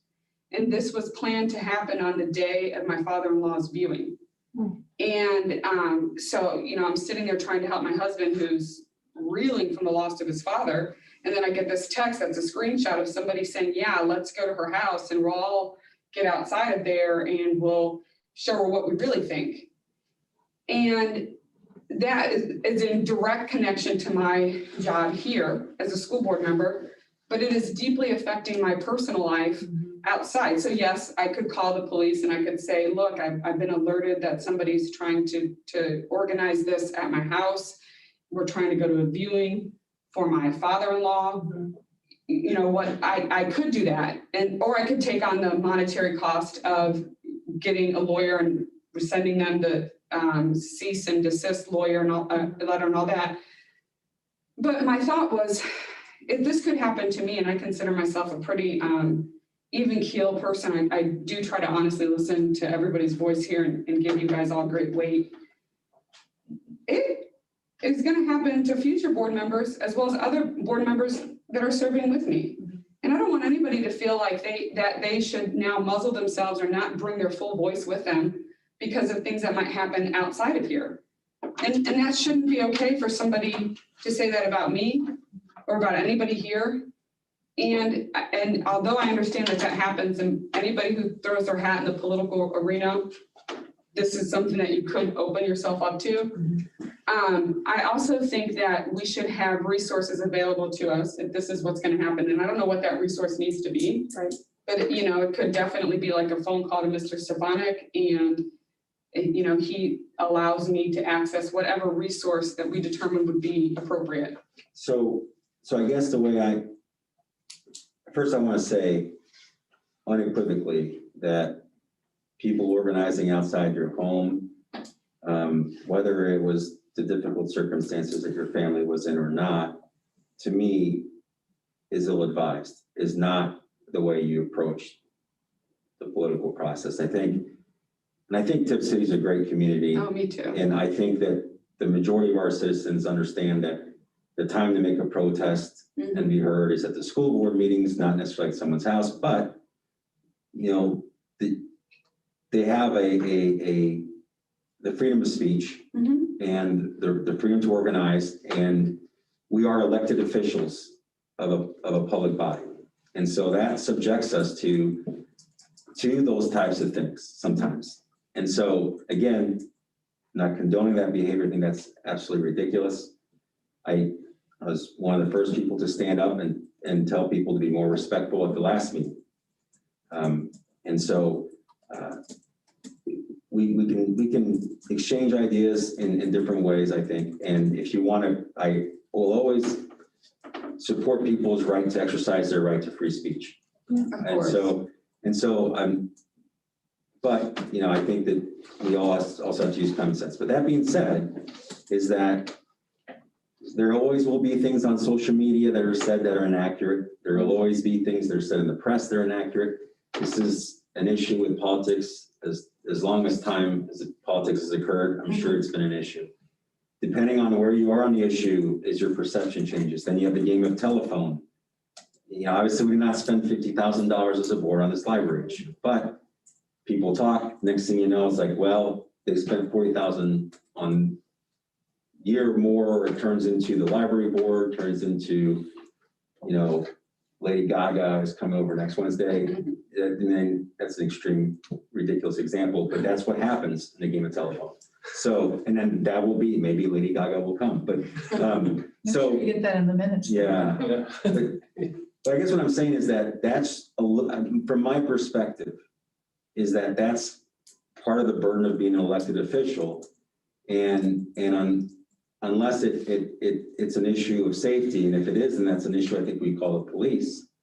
I guess the way I feel about it is that if we hear things that are inaccurate outside of this board, then, you know, maybe the way is affording every board member an opportunity to correct things that they may have heard. Because then that also, what that does is provides all the other board members to share their perception perhaps. Because sometimes we will feel something's inaccurate and another board member may feel that it's pretty close to accurate or not too far off.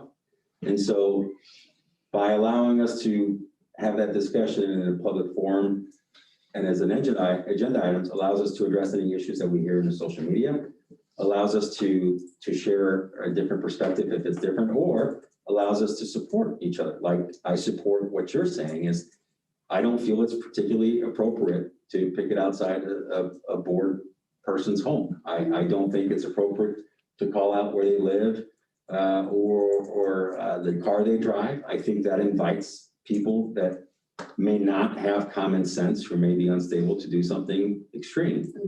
And so I think Tipp City though is 99% is smart and understands that and won't do that. But there's always the outliers. And so, but if there's a safety issue, I think that to me, the issue is if someone's stalking or cyberbullying and engaging in a pattern of conduct that is making you feel a threat of imminent harm, then the recourse at that point is going to the police and filing a civil stalking protection order. You don't need an attorney to do that. You just need to be able to provide what it is and you walk in and they'll assist you with it. And so I would be more in favor of, if we're going to be addressing inaccuracies that are out in social media, or if we're addressing things like that, that we do it as each board member, like the president's comment, they get an opportunity to provide an insight as to what they may have heard in the community or their position on certain that may have been stated as far as inaccurate statement.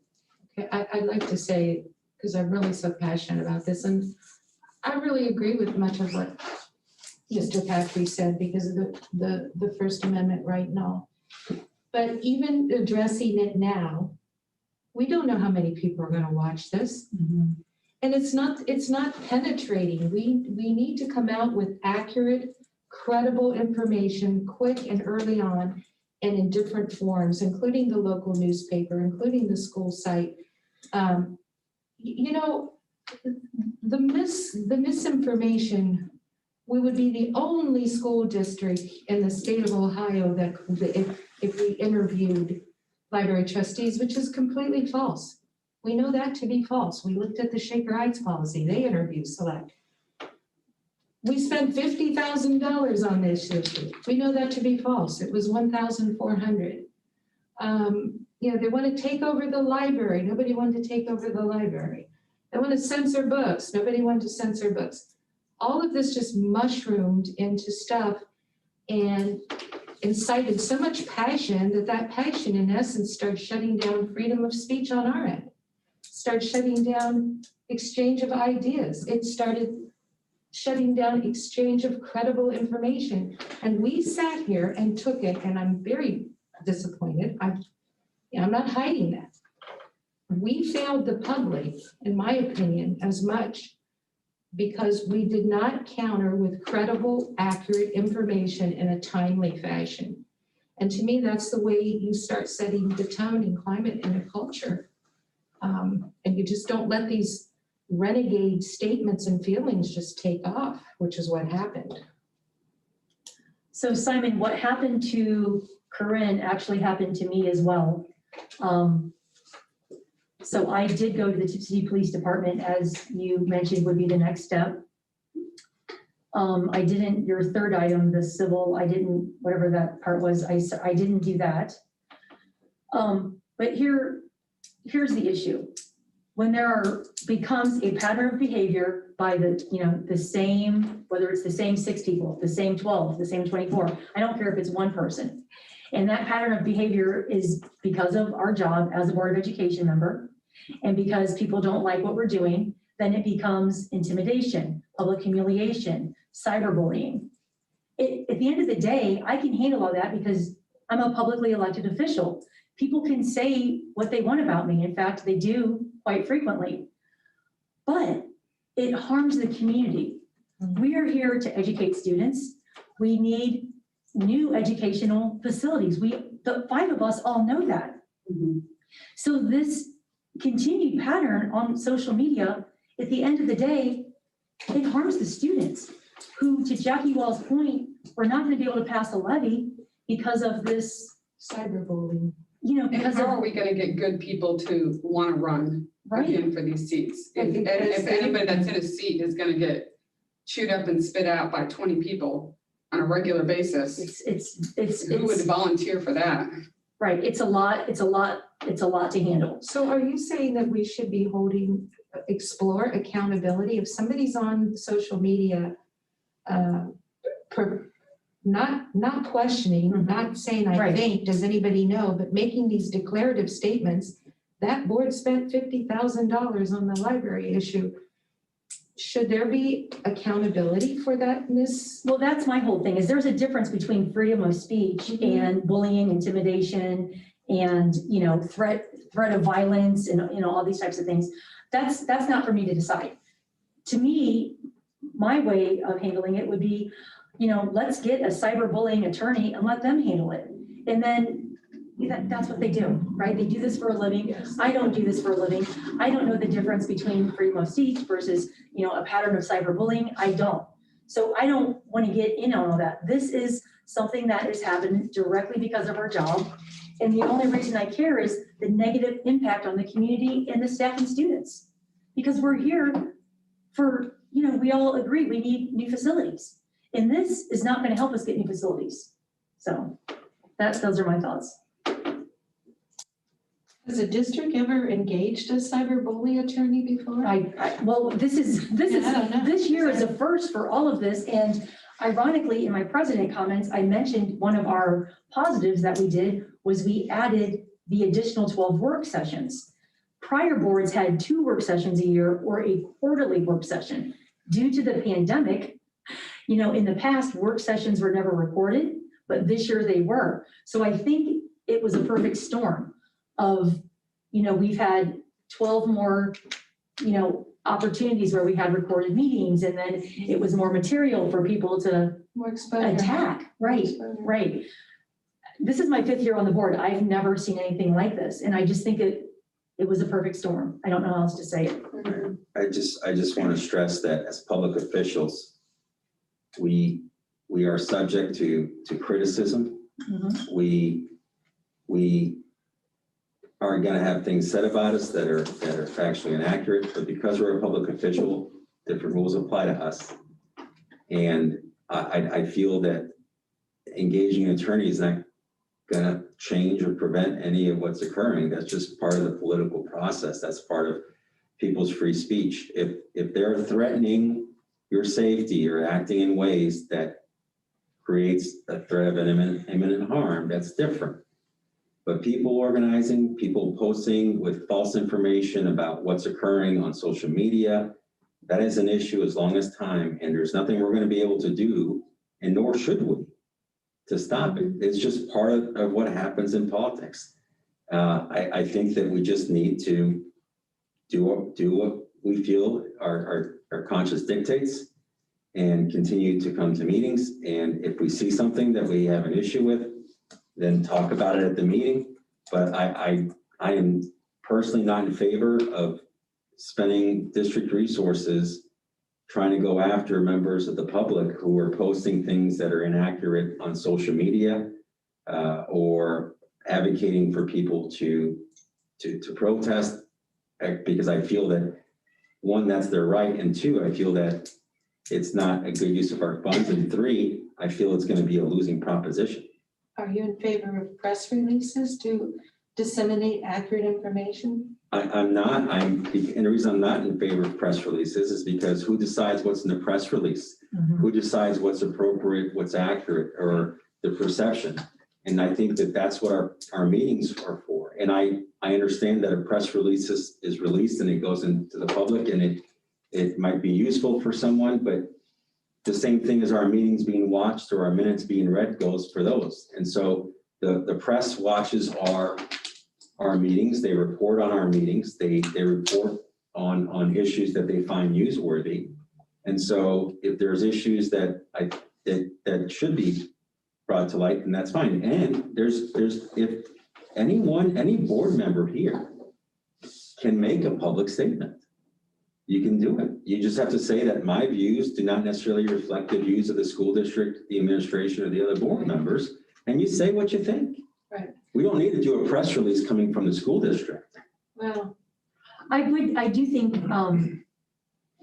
it's always tricky, because let's just say that I were to do a letter to the editor, and even though my name is, Teresa Dunaway, people who, keep up with community events, they're going to say, well, she's not a private citizen, she's a board member. So that's always kind of that, where you wear two hats. I don't know. I just, it's hard, it's tricky. Yeah, I'm trying to think about all this, because They're always going to think of you as a board member, not a private citizen, in my opinion. right. And then we're trying to stay unified in our message and our approach, so that the community gets a strong, unified message from us, right? And we could theoretically have 5 different letters to the editors, each with our own opinion on whatever was the topic of the month, and that doesn't necessarily send a strong, unified approach to people. But in regard to this time, and I wasn't talking about just somebody going, well, I don't like people criticizing me as what I'm doing on the board. Like, I think you're absolutely right. That's kind of where you got to pull up your pants and just deal with it, because I put my name on the ballot. Yep. And I am going to get criticized, and people are going to not like what I do. And they're going to rightly criticize me, and they're going to rightly disagree with me, because it's America and that's their right. I'm talking about when it goes too far. And by too far, we're talking now about harassment, about bullying, about intimidation, and threats of intimidation and violence. And just kind of what we saw, again, that last meeting is still in play in my mind, where we saw a man charge through the door, visibly upset and shaking, and knowing the sentiment going in the community amongst certain people, and then walking through a crowd of people. It feels like a charged atmosphere. And what protection do we have, or are we allowing each other to access, that makes us safe? And that affords, at the end of the night, that your family is going to be safe. Especially when we're talking about, if you want to protest my board opinion here at this board and what I do here, this is that all day long. Yeah. That is your right. That is what our forefathers fought for. It should be vigorously protected. When you talk about changing that to my house, where my 2-year-old daughter is, and where my husband is, and my children are, and by the way, connected to an issue that it was so, I mean, so far, the information, at least that I read on the screenshot, was so wrong that I was like, this is like incitement. Yeah.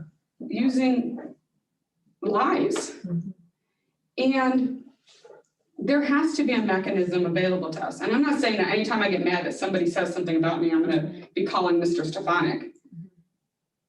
But we have to be able to afford each other the right to be protected in our personal lives as well. Well, we are a small community. Generally, I think we would agree we're a small community. And so part of the aspects of us being alone in this room, it seems like we're making decisions in isolation or in a vacuum. And that a community is trying to tell us something that they want to be heard. And so as much as we can, we should also think about what will be the implications of our decisions and how might that play out. Whether it's right or wrong, we do need to take that into consideration because like Jackie Wall is saying, is that sort of that saying of, you know, like, have you won the battle, but did you lose the war, right? And so we are one board and we represent the district, but we're also one board that lives in a community of other boards and community groups and independent, you know, voters and people who have investment in our actions. And so I hope that going forward, regardless of the topic, at least we can have the discussion of what will be the implications of this and then really hear each other. But my concern, Joanne, is I don't want to confuse a model. The model being that if you're the most vocal, the most aggressive with your traits, the most proactive in your twirling your information on social media and creating that instant incitement sort of at viral speed with people latching onto it. I don't want that to become the model that states, oh, well, the board must be wrong on things because the other side is not saying anything against that because A, they either feel overwhelmed, it's not worth the trouble to be browbeaten, to have somebody come after them, to feel like, well, I don't agree with those people on social media, but I'm not gonna get in that dog fight because I don't want them circling my property either. And so by saying this model that we ought to listen to people and therefore react to that loud boisterous one is problematic for me because again, we are supposed to be about free exchange of information and allowing the democratic process to work. And I'm really kind of speechless. The people that were so adamant, stay in your lane, stay out this, do that, almost are the ones that like, hey, how does this promote democratic thinking? How does this promote democratic principles? How does this allow a voice? How does this uphold, the majority governance rules? And what are we at a very local level doing to preserve? It's in the Ohio Revised Code. I have to go back and find it. It's under where teachers have the right to conduct the Pledge of Allegiance in their classroom. And right in that paragraph below it is that it says schools have the obligation to reinforce democratic principles in the schools as much as possible. And so to me, this all sort of plays out with that respect, that discourse you can have on both sides. And so going back again, yes, there was a very vocal group, but I'm not going to jump and assume that that vocal group represents the majority thinking. That's a great point. You can't temper May or may not. the tenor of their voice, though. I mean, the fact that they had a vocal reaction and had a lot of emotion and showed up does not make them somehow a target for us to silence or diminish the volume. No one has a right to come in here and well, I'm not saying that you're saying that, but that's the natural, you got to take you said you don't want the vocal group to, and just because other people aren't coming back and not wanting to get sucked into it, don't want that, that vocal group to come after them. You don't want that to become the norm. Well, the only thing respectfully that I saw last week. With all due respect, Simon, I honestly didn't say that.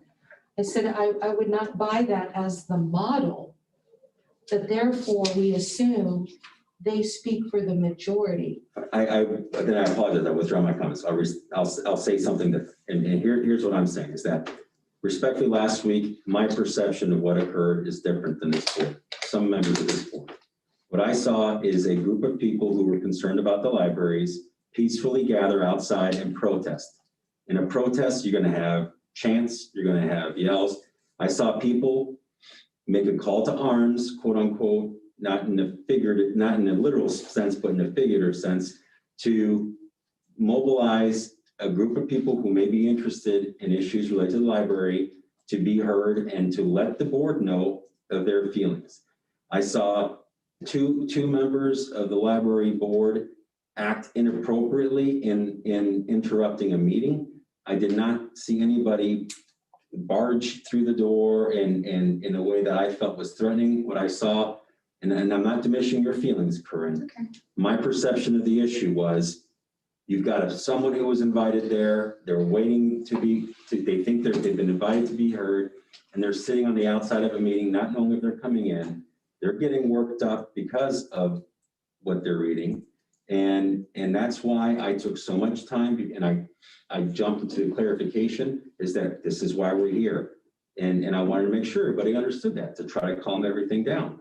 And so, but what I saw is just somebody who didn't understand if they're going to be heard or not, be very upset about that, frustrated, and knock very loudly on the door. I didn't see anybody pushing Mr. Stefanik to gain entry. When he was told that he couldn't wait, he had to wait, he went back. Somebody else made they yelled. I went out there and I said, look, you got to stop. You can't act this way. And they stopped. I just saw two people lose their cool. And that happens. We've all lost our cool. And so I guess, to me, people posting on social media, calling people, and most of the comments I see on social media don't even call people out. They talk to us about it generally as a board. They don't even, some do, but not most of them don't. But even if they do call us out individually as public elected officials, that's just what we have to deal with. And if they say things that are inaccurate, and if they say things that they're repeating and they're sharing in other places, and they're creating viral moments, that's part of the political process. That's part of free speech. And I feel that we should not get anywhere near trying to somehow take action that's meant to stop that. If someone's making threats of harm, if someone's acting in a way that's completely a pattern of conduct that any sane person would be scared of, then there's avenues to take. And I don't feel that our hiring a cyberbullying attorney is the solution. I think using the police department and the courts for civil stalking protection order, if you need one, is appropriate. If you have circumstances that meet the civil stalking protection order issues, I would be okay with saying that, if you have those issues, you're concerned about it, talk to I'm glad to discuss a policy related to that. Talk to Mr. Stefanik about it at that time. We'd have to tailor that policy, I think, to address threats of harm or things that satisfy the statute for civil stalking protection orders. But beyond that, I am not in favor of hiring anybody related to social media posts as intimidation or bullying tactics. That's what a lot of politics is you go out there and you lobby and you gather the troops and they come out, and whoever has the most people yelling the loudest are heard. It's just part of free speech. Well, that's a good thing about a democracy. You have your opinion, there's 4 other opinions. I guess I'm not at all talking about free speech issues. Like I 100% agree with you that, that's just one of those constitutional rights that everybody should have. I'm talking about where it slips past, and you're talking about a person now doing things that could be considered criminal. That's what I'm not talking about, free speech or any of that stuff, that, you know, so I mean, absolutely right. Like, that is something that we should all work hard to ensure everybody has their right for that. And I think it kind of, the conversation went two different ways, like countering misinformation and then, you know, cyberbullying and harassment and intimidation like that. It kind of got split. So I think the original conversation was just about public cyberbullying harassment against district employees discussion, like just staying. We just Yeah. wanted, in full transparency, we just want to see everybody's opinion on this. Like Right. this year has been, like I said, a perfect storm. Mhm. And then also, I don't want anybody to think that this was geared towards what happened at our last meeting. No. This is an issue that's been going on, let me think, I don't know, all year, March, April. I'm not sure when it exactly started, but this isn't about what happened at our meeting last week. This is just the whole 2020 in a snapshot, and several issues that have cropped up. And because we're not together very often, we don't know how to discuss it as a board. Mhm. And you can only talk to one board member, so it's this whole big, it was just good to get this conversation out there, see what people's temperatures were. And, you know, I think that we discussed it enough at this point. Is there anybody else? Go ahead. Well, I didn't understand you. Okay, so you were making a comment, and then the last thing I heard you say was something about we should have resources to go to Mr. Stefanik. to Yeah, act just on have a those. conversation. And then Ann talked, and then I talked, and then Simon talked, but I didn't understand what you meant by that. Well, I just think that it just went two ways, like the conversation about addressing misconceptions is one thing. And then the conversation about if you as a board member feel bullied and harassed, like a very specific thing, not just a general, you know, like I generally feel harassed or whatever. Like just like if you have a specific incident that you want to discuss or talk with Mr. Stefanik about. Does anybody have a wrap-up comment before we move on? Well, I do think it's an interesting question in terms of how, what responsibility does the layperson have when posting and perpetuating false, not little tiny things, you know, like it's a big deal in my opinion to say declaratively that the board spent $50,000 on a library issue. And to see the causation, the damage of that, people troll, that's terrible, you know, they should be spending it on Chrome, but you know, it just goes on. So it rooted, obviously, it did cause a damage effect. And so I guess I'm wondering, when you perpetuate false information, you don't take the time and it creates that negative outcome. Is there repercussions for that? I don't know. Well, and I don't either, and I don't know a cyberbullying attorney, so I've never had this conversation with an actual attorney that specializes in this area. But one thing I want to say clearly to our students and even to staff, if you have feelings of being cyberbullied, I just want you to know, because of some of the things that maybe this board has gone through, you're going to have a real friend and advocate in this board seat, because I understand what it does to you in terms of your self-esteem, your self-worth, your self-rights to be able to stand up for that. And if adults can feel intimidation and belittlement, then just imagine the adolescents. So I'm just going to tell you, it's going to be a passion for me. And if you've got the evidence and the, you know, and the foundation for what you're feeling, I'm going to be your friend and advocate as a board member. I would have to second that, Ian. I'm also very passionate about it as well. We have a policy though that does that too. No one's suggesting that we shouldn't protect the students and the faculty from those things.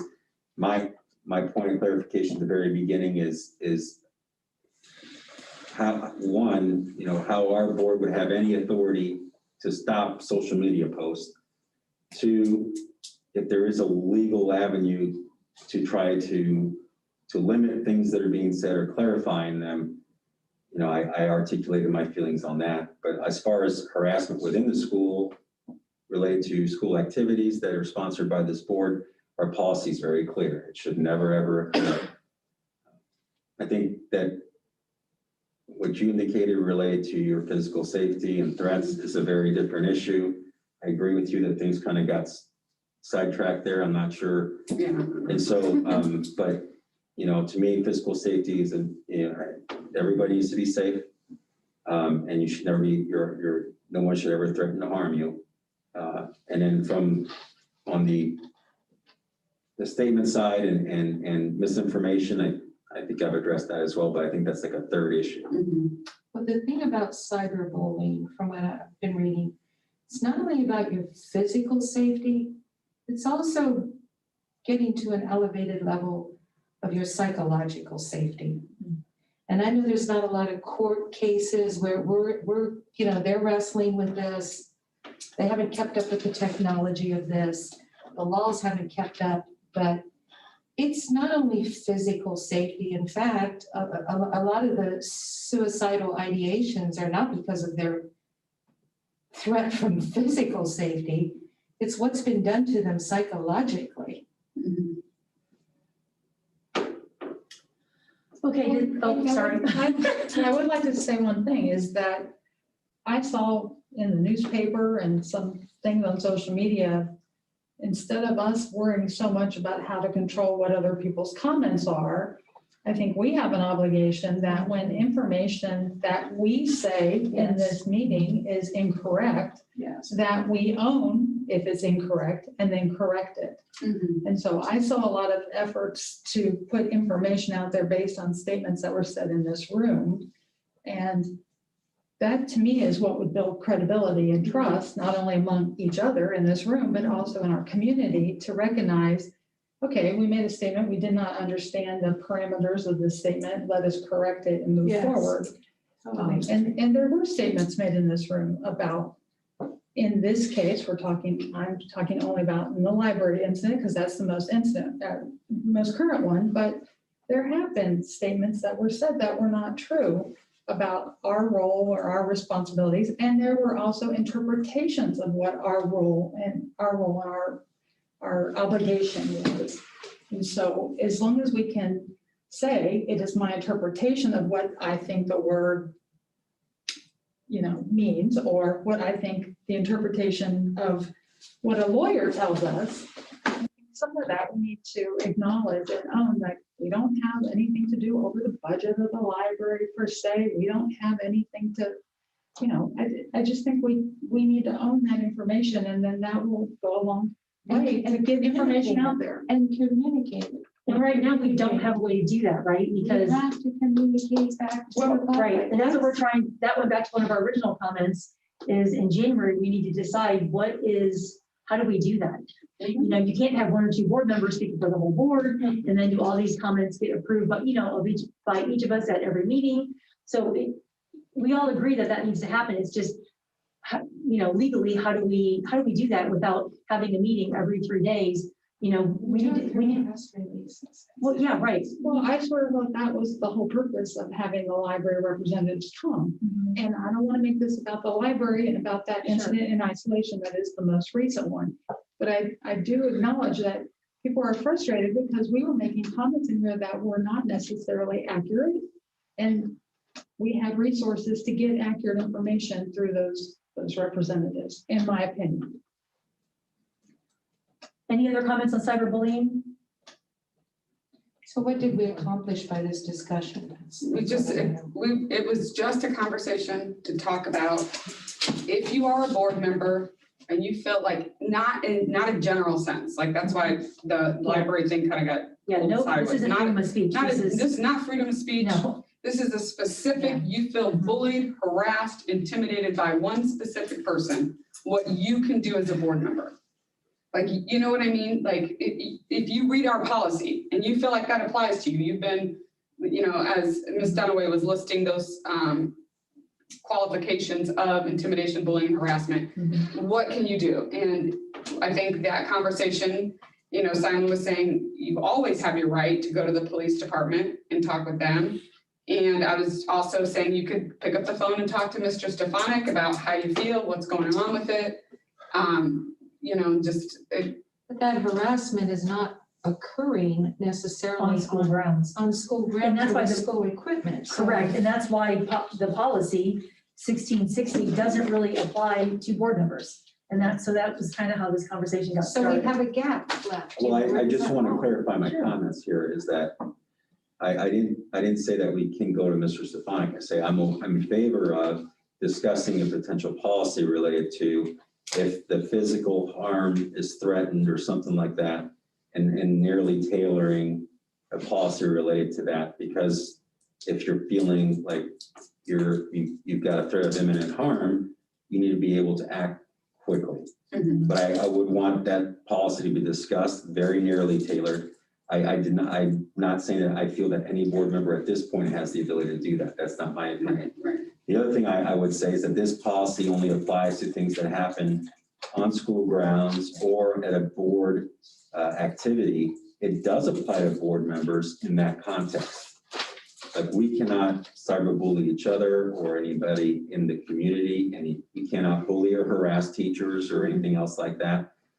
Those things this policy applies to us as it relates to the administration and the staff and teachers, just like it applies with each other, but it does not apply to the outside. And even if we had a policy that applied to the outside, it really couldn't be much more than a restatement of what the law already is in existence. We have no authority to create laws to address intimidation, harassment outside of this school district.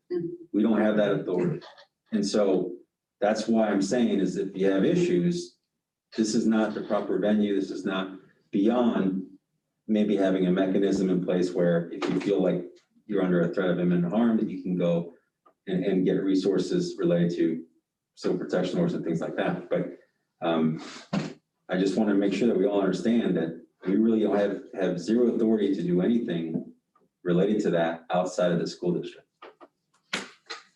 Anybody else have any final comments?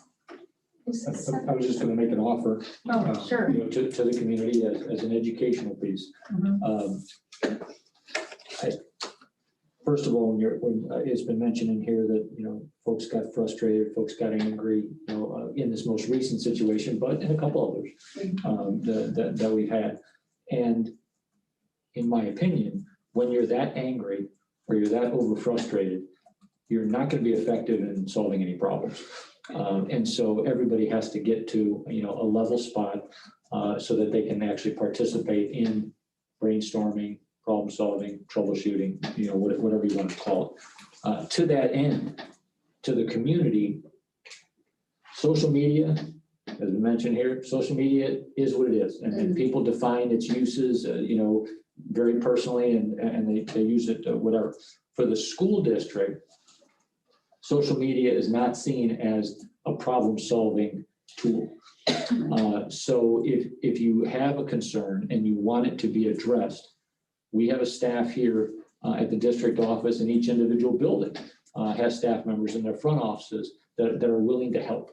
And so if people would reach out to us, we will put you in contact with the person that can address, you know, your particular issue. So you can use email, you can call us on the phone, you can schedule an appointment, but sharing your discontent on social media, we don't have the capacity or the desire to take care of all of those, you know, wants and needs, you know, out there. If you wanted to address, you know, come to us. We are a service-oriented office, and we will engage in the problem-solving, you know, process, you know, with you. We may not reach everyone's expectations, and we may not be able to, you know, solve everything to the level that folks want to solve, but we will address it. We will attempt, you know, to get satisfaction for the person that's having the concern. At the same time, we will not use our school district social media accounts for any of the back and forth. We choose to use ours to promote the positives of the school district, which we think far outweigh the concerns that are out there. We want to highlight our students and staff, and then we want to provide event reminders for the community to get involved in some of the activities of the school district. That's great. Thank you. Thank you. I think we're ready for item B, and I'm not going to ask if there's any final comments since I was really, every time I do, there's a comment. We've been trying to wrap this up for 40 minutes. Item B is, Hurry up. item B is entertain a motion to appoint a president pro tem to preside over the organizational meeting on January 4th, 2021. I'll move. I'll second. Moved and seconded, Mrs. Dahl and Mrs. Heatherly. Discussion? Ms. Dunaway, do you want to be? Do you? No, I do not. Are you nominating Mrs. I Dunaway? am nominating Mrs. Dunaway. It's going in the minutes. Oh, boy. But I called her out first, so that should. No, also be didn't I say something first? I don't know. I said, I would recommend that as well if you'll accept the recommendation. It's only till January 4th, correct? That's correct. Okay. It's just for the first 2 minutes. Well, right now we have- It's just your organizational Right now, meeting. we have a motion on the floor for Mrs. Dunaway. Did we get a second on that, Dave? I'll second. Second by Mrs. I thought I seconded. Heatherly. Yeah, that's what I was wondering. I Sorry. couldn't remember if you seconded or if you, Well, I okay. was recommending if you want to accept. Mrs. that. Dahl and Mrs. Heatherly. So Dave, we're ready for a vote.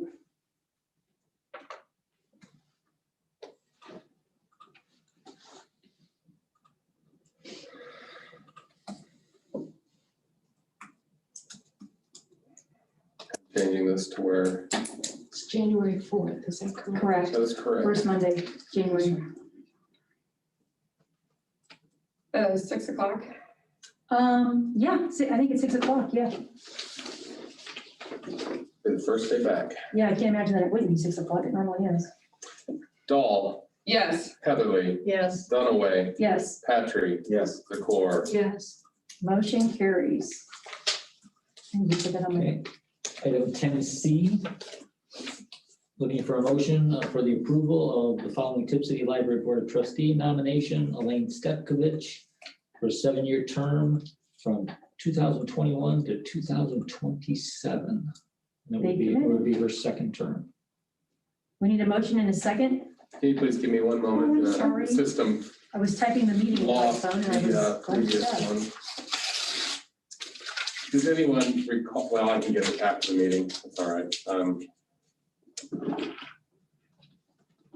No, ask your question. What's the Who question? was the first and the second on the president pro tem? Corinne and Joe. Corinne Corinne and and Joellen.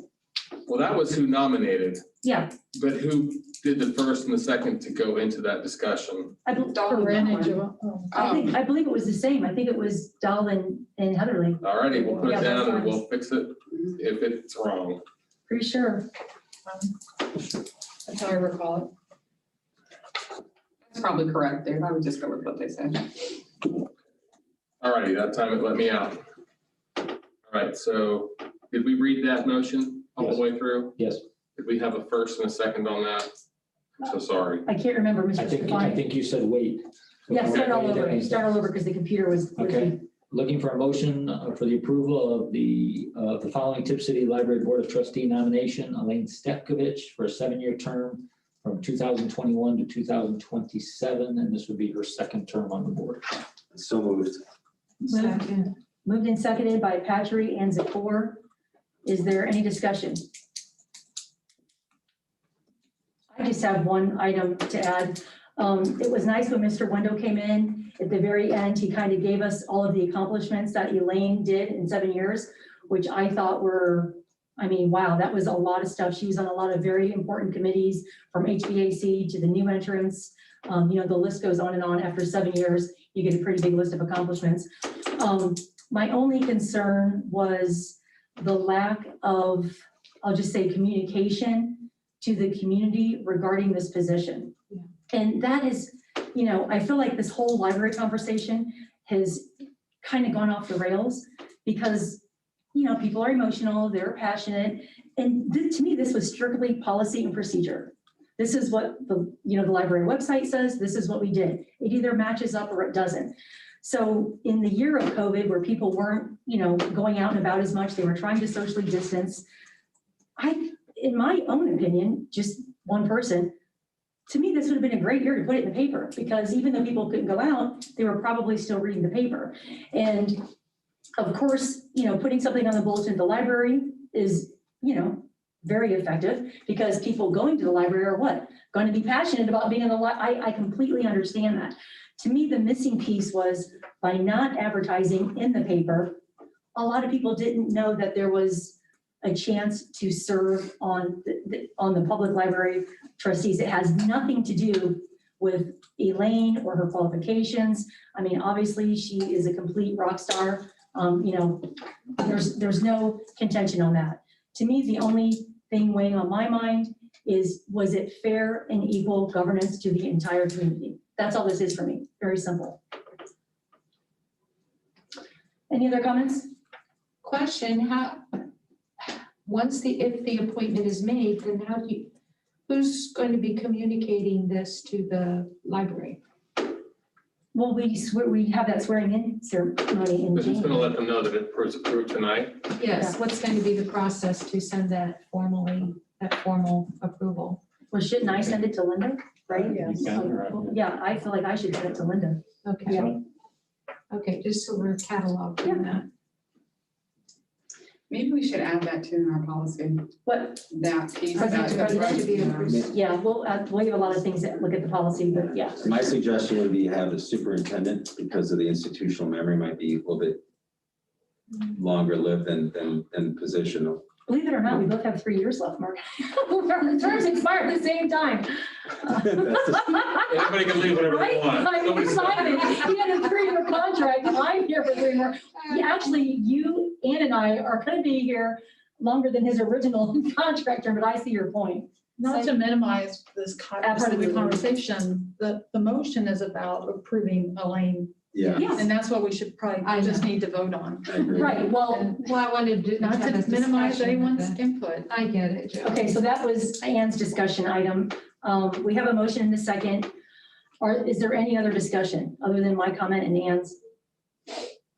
She seems well qualified based on the information that was shared with us at the last meeting. Definitely. Anybody else? Okay, we're ready for a vote, Dave. Mr. Patry, Yes, Mrs. Zakor, Yes, Dahl, Yes, Dunaway, Yes, Heatherly. Yes. motion carries. If it pleases the board. Sure. While we're still under library trustee appointment, at the last meeting, there was a back and forth about the other 2 trustees and how to Oh, I brought that up. formalize their positions. That was my question. Yeah, and we had, this board will look into it with the court, the library will look into it with the court. We had our legal counsel watching the board work session. And there is a belief that the board, this Board of Education, needs to at least notify the court that we missed our 45-day window. And so wanted to know if there was an interest in the board asking me to send that communication to, because it says 45 days and then it says 15 days for the court. Well, if the court never knows that we missed our 45 days, they didn't know that their 15-day clock started. And so should there be a communication? I brought that up at the last meeting. I was the one that brought that up because in everything that I've read, which is all kind of stuff, to me, the board should have, when I received that email from the library on September 23rd, of course, we didn't have a meeting then, but in hindsight, it probably should have been reported already, just one person's opinion. And that's why I asked that question.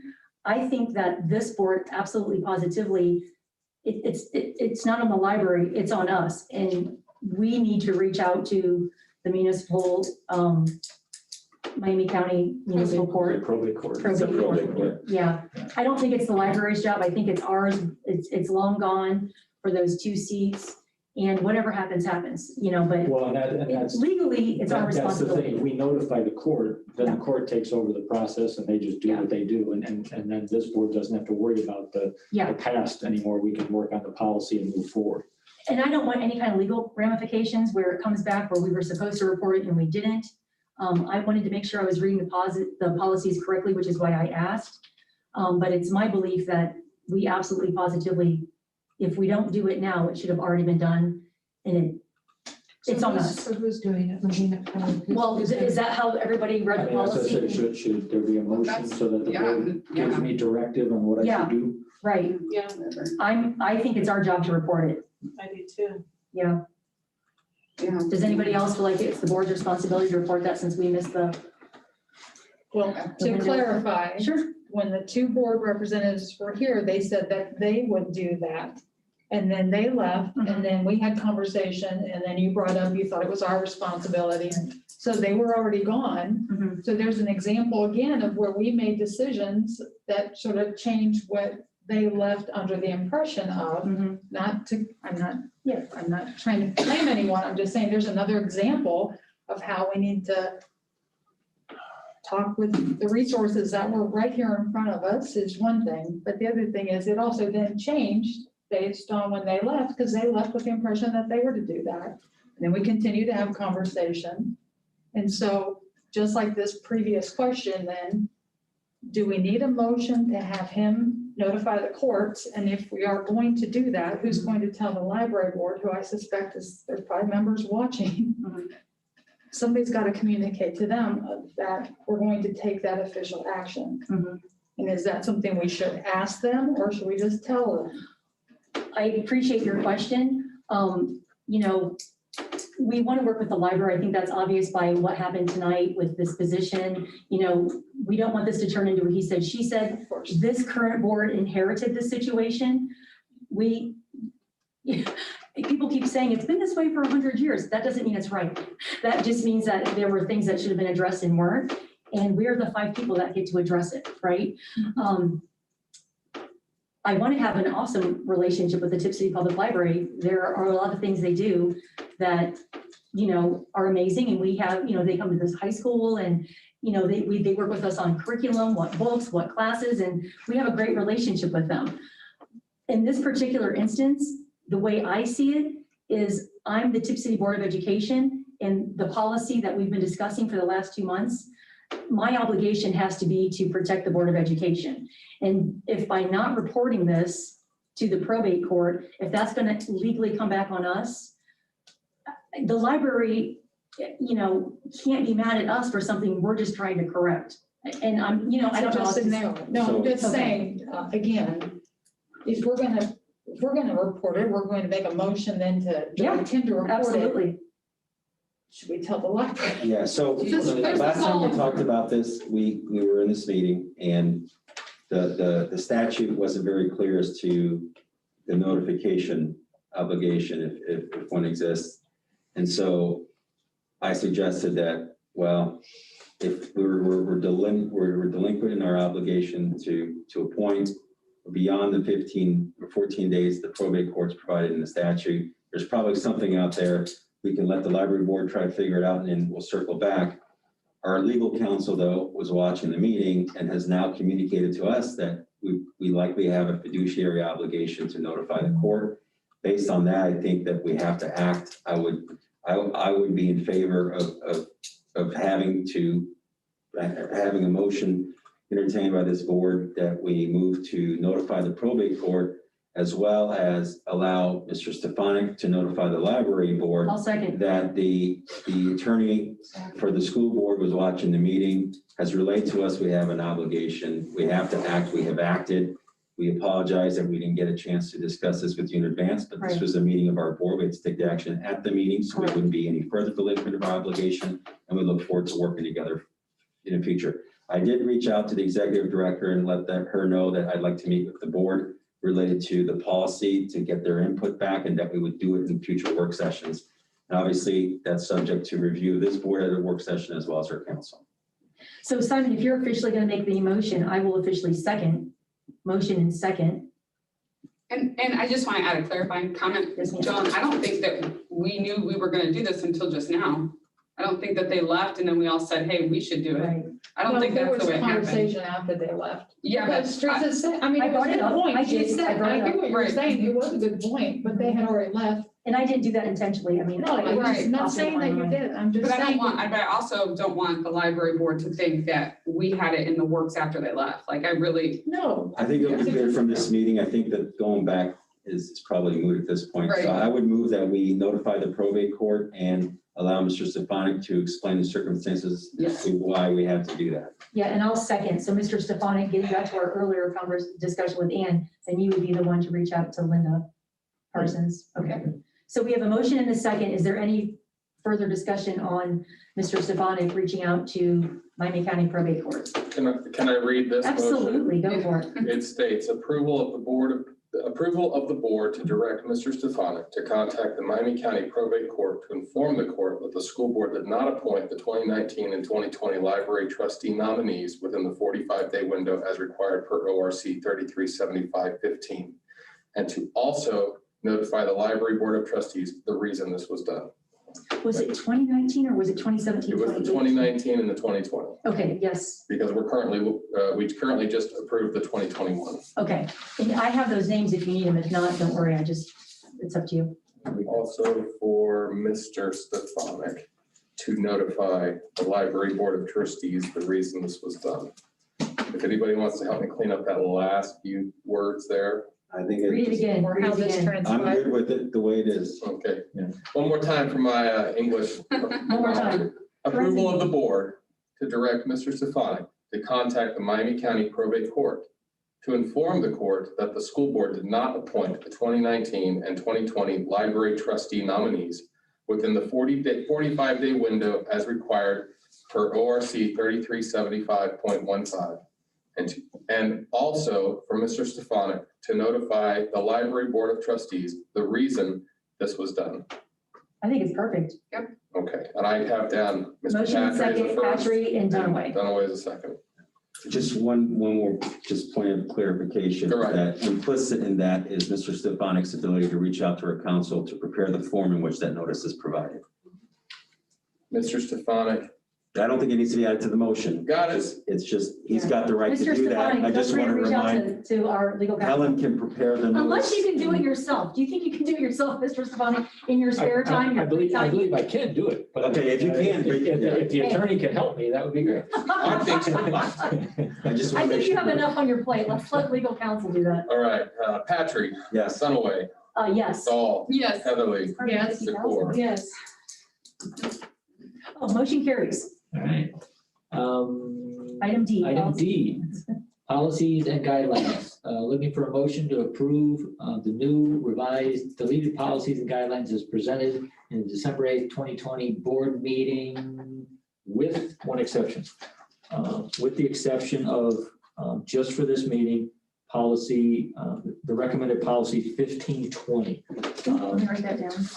Found out today that there are some typos, and one of the typos actually has the policy in the wrong category.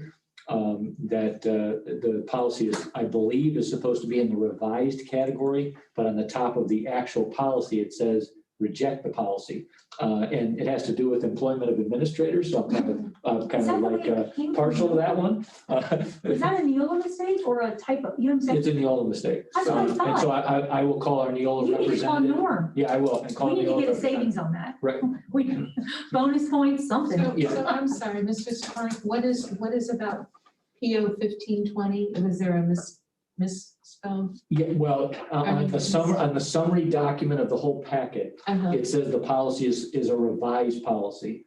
When you go back and look at the actual policy at the top, it says 1520 rejected. Yes. And so I want to make sure that it truly is just a revised policy. I believe it is, because, you know, again, we do employ administrators, and so there needs to be a policy about that. But I just want to double check with him that there's nothing else in that policy that I'm missing. And then January we'll bring it up for its second read, and then then you'll have the whole packet approved.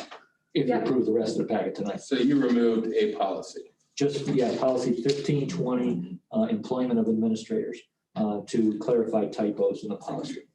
So do we need to make an amended motion? I just did it. Because he said it as he read the message. As I'm reading the motion, I'm doing it. And so then officially, if we have to amend the motion on here, I will. So moved. I'll second. There we go. Moved and seconded, Patry and Dunaway. Ready for a vote, Dave? Patrick, Yes. Dunaway. Yes? Dahl. Yes. Heatherly. Yes. Zakor. Yes. Okay, that takes us to upcoming meetings, the Records Commission and annual. We still have to discuss the board press release Oh, I'm so sorry. item that Adam That had didn't pop up on my, and do I Adam. need to refresh my page? Yeah. Okay, Yep. sorry about that. Yeah, if you all hit F5, it will refresh and that will now be an item on there. Item E, press release. I thought on my paper, I was writing notes and anytime a comment under cyberbullying fit with the press release one, I was doing both at the same time, so I thought we may have covered it. But if we did, Yeah, we add can. an item for press release and discussion around press release procedures, for board press releases. I think this was your item. Ann, do you want to start? Yes, I just feel that there's two areas of identified needs based on public feedback. That there has not been a formalized way of addressing the misunderstandings, the misinformations regarding the library issue. So I feel that a press release could be very beneficial in that regard.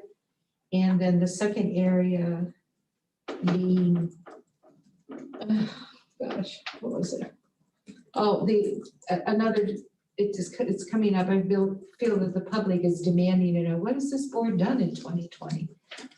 Oh, highlights. And we've done just amazing things, so many things. And we highlighted them once at our meeting, but I feel that a formalized press release and a review of that is the right and courteous thing to do to the public that wants to know about this. And I also feel that it's the right thing to do for the district as a whole moving forward. And so I'd like to see our Board of Education president make a press release sometime, maybe, right after the holidays. I think would be a good time for the board and review for 2020. I don't like to use the word never because never is obviously finite. This hasn't been done in the past. I'm not saying it's right or wrong. So my hesitation is I'm 20%. So I just would like feedback on everybody else. I mean, I will somehow manage the time, but obviously with input from everybody, because what I feel like is a highlight, Joella might go, oh, that wasn't a highlight, or, you could come up with something and I would go, really? Because I thought that, you know what I mean? Everyone has a different, the obvious things are obvious. So how, feedback people, how do we deal with it? Absolutely. I gave you a draft of several things that could be shared with Liz and. Well, I don't think it's appropriate. I agree with what Teresa just said. We all have different views of what this board has accomplished and what we haven't. I feel there is not a way to do that's outside of a public meeting where we discuss Right. what we want to include and how to state it that wouldn't violate the Public Meetings Act. Me too. Or violate the policies that board members can't act on behalf of the board individually or without a vote. And so based on that, I understand the sentiment behind it and I'm not opposed to it, but I think that if we're going to put out a board press release, it has to come from something generated by the board at a public meeting. Right, it has to be all five of us. And so here's another idea, because, Joellen, you were gonna say something wild and Simon jumped in. So what was your? I was just gonna suggest that there should be something in the annual review that Liz does that sort of spotlights what the accomplishments of the whole district are. And I think there's room to put some of the accomplishments of this board in that publication, because that seems like where it fits. Here's another question, going back to what the five of us wanted to do in, let's just say the first quarter of 2020, we talked about that board page. And that could be, amended policy XYZ, and you know what I'm saying? Is that? Really, because I think people are wanting to read it in the paper Oh, They don't okay, always go on the board page. correct, okay, yeah, That's not the everyone, problem. You Right. had all these editorials in Okay. here, but we're not going back to the The paper. sources. Yeah. okay, so your whole thing is you want it in the paper, right? The As highlights in the part- paper. Absolutely, Okay, yeah, I'm yeah, just getting clarification. absolutely, in the Well, local and okay. the. Not to argue that, I mean, the publication does go to every address every year when that gets mailed out. I don't know if we're doing that this year with COVID and all this and that. Just suggesting Finance, that is was there the- surprise I think doing the that this issues year? were strong enough, this should be a standalone, that's what I feel. I just, candidly speaking, Mhm. and I'll be a little more direct than I'd like to be, is that I'm not interested in putting out a press release that's meant to sell what we've accomplished. We have acted as a board, we have voted certain ways and certain things have passed, certain things have failed. That has been reported widely by the newspaper as we've taken action. It's available in our minutes. I think that any release or any sharing of information should be focused on the district, not this board. I feel it's like a sales job of the board itself. And I think that I feel personally that our time is better spent focusing on what's happening in the future than trying to put a nice summary of what we feel we've accomplished. I think that stands for itself based on the voting record. Well, Corinne, I haven't heard from you. I'm sorry to interrupt. I We think kind I'm of just agree kind of with you. somewhere in the middle because I Yeah. really want the board to be, to attract the best and the brightest of our community. And right now, I wonder who's willing to put themselves in one of these hot seats. No one did last time. We had 2 people. Right, and so how can we create a climate in here that people want to join in on this conversation?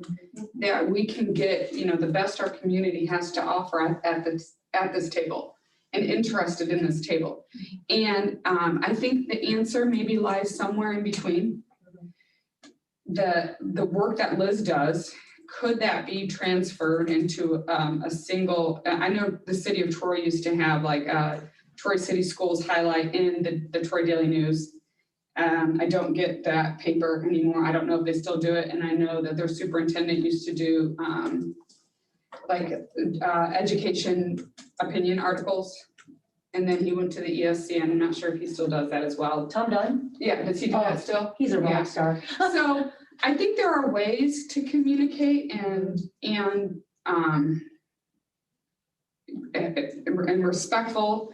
But as far like, and then I also agree with Simon too, that like, how much time do we spend on this? Mhm. Does it, right, but that, right, but also like, it needs to be, All 5 of us need to agree on the content. so I'm just trying to, Yeah, that's what I'm trying to Trying to meet in the process right middle. now is how do we, because we do need to do more of, and not just tooting our own horns, but showing what we do in a meaningful way Mhm.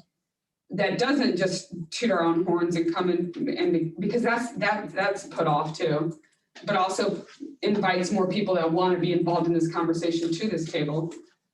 And I also understand the newspaper part because, people don't watch a 3-hour meeting and not everybody has social media. So I do understand your passion for getting it in the paper. And if I Liz is completely already get doing that. this, that'd be an easy transfer. I don't And think she other puts stuff districts I don't like think she puts have a stuff. section all the time, Right. or have had a I don't section see all the it as time. I so don't know if much that's as shifted. tooting one's horn. I mean, to me, it's lending accountability to the people that put you in that office to explain the tangible things that you have done in a concise format.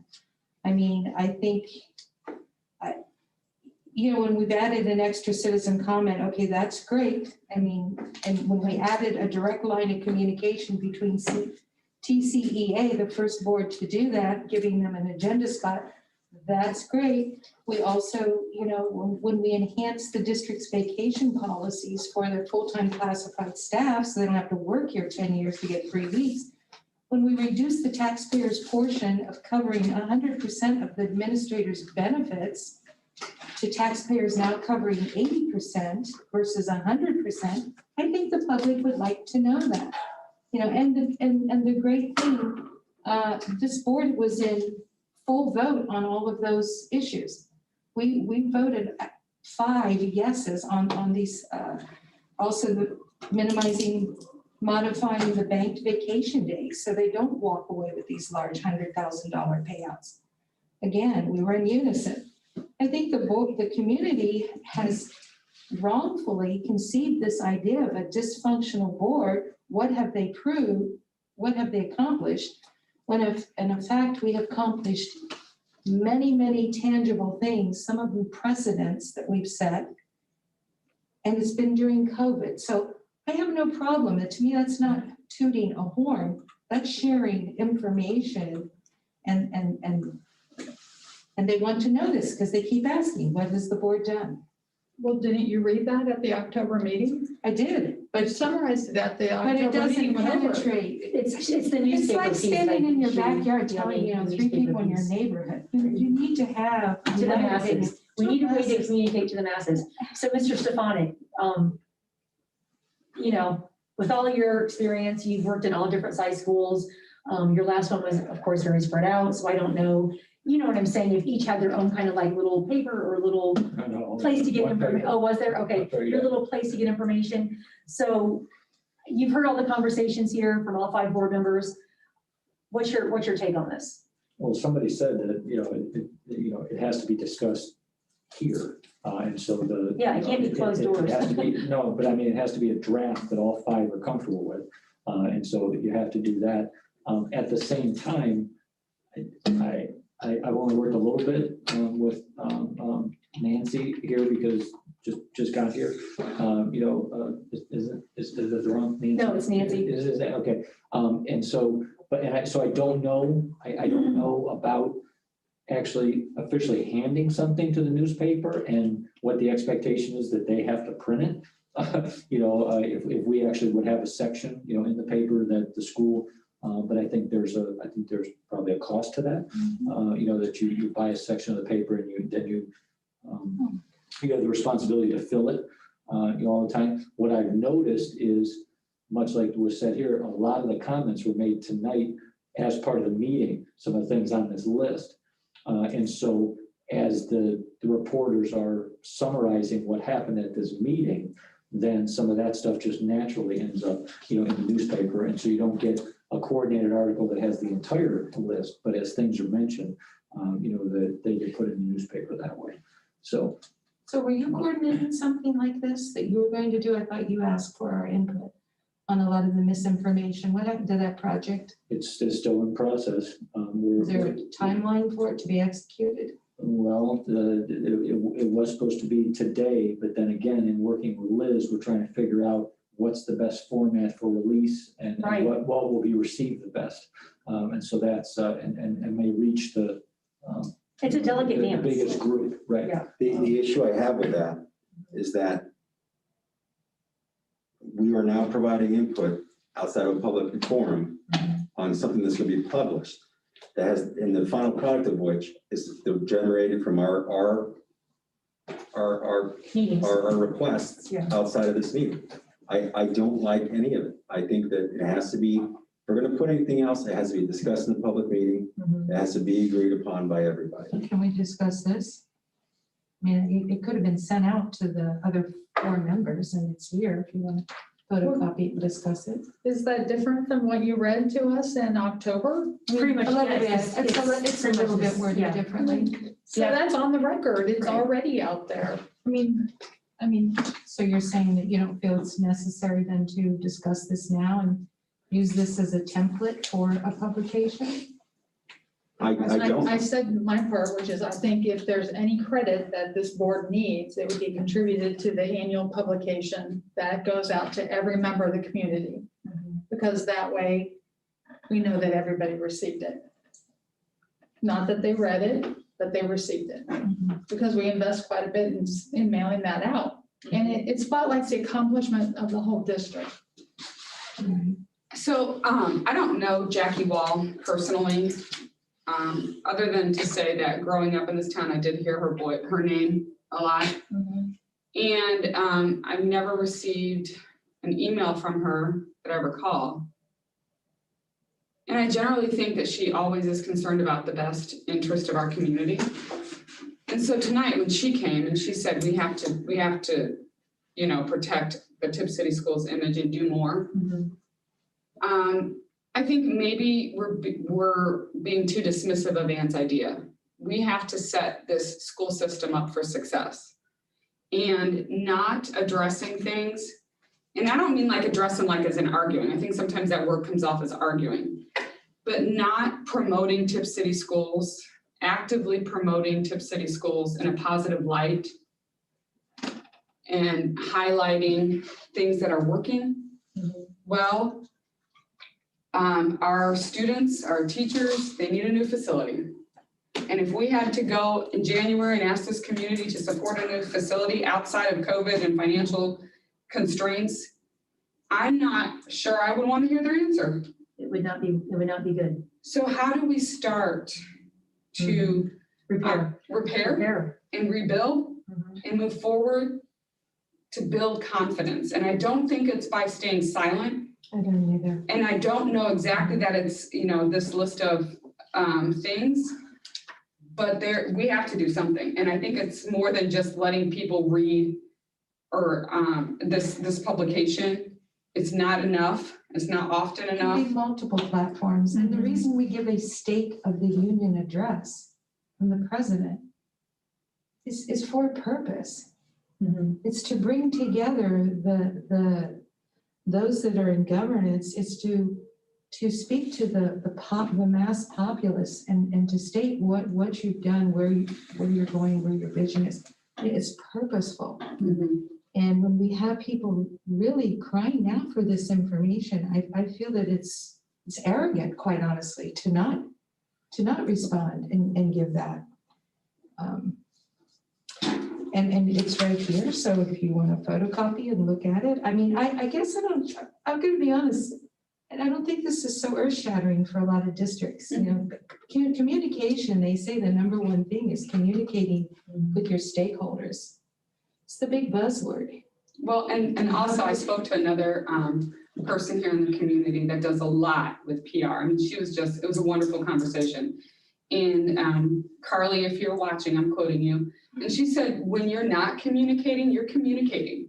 Exactly. And I just thought, wow, that's powerful. And she does a lot she's a realtor, so she understands that. Comes across That arrogant. she deeply understands how we be have responsive. to, even when we're not communicating, we're communicating. And what does that absence of intentional communication, how is that received? Right. And we can't control that message. So again, in consideration of Jackie coming tonight, and maybe we don't have all the things and we're not all together yet to have this conversation, because that's another thing that I'm really studying and learning a lot about is readiness.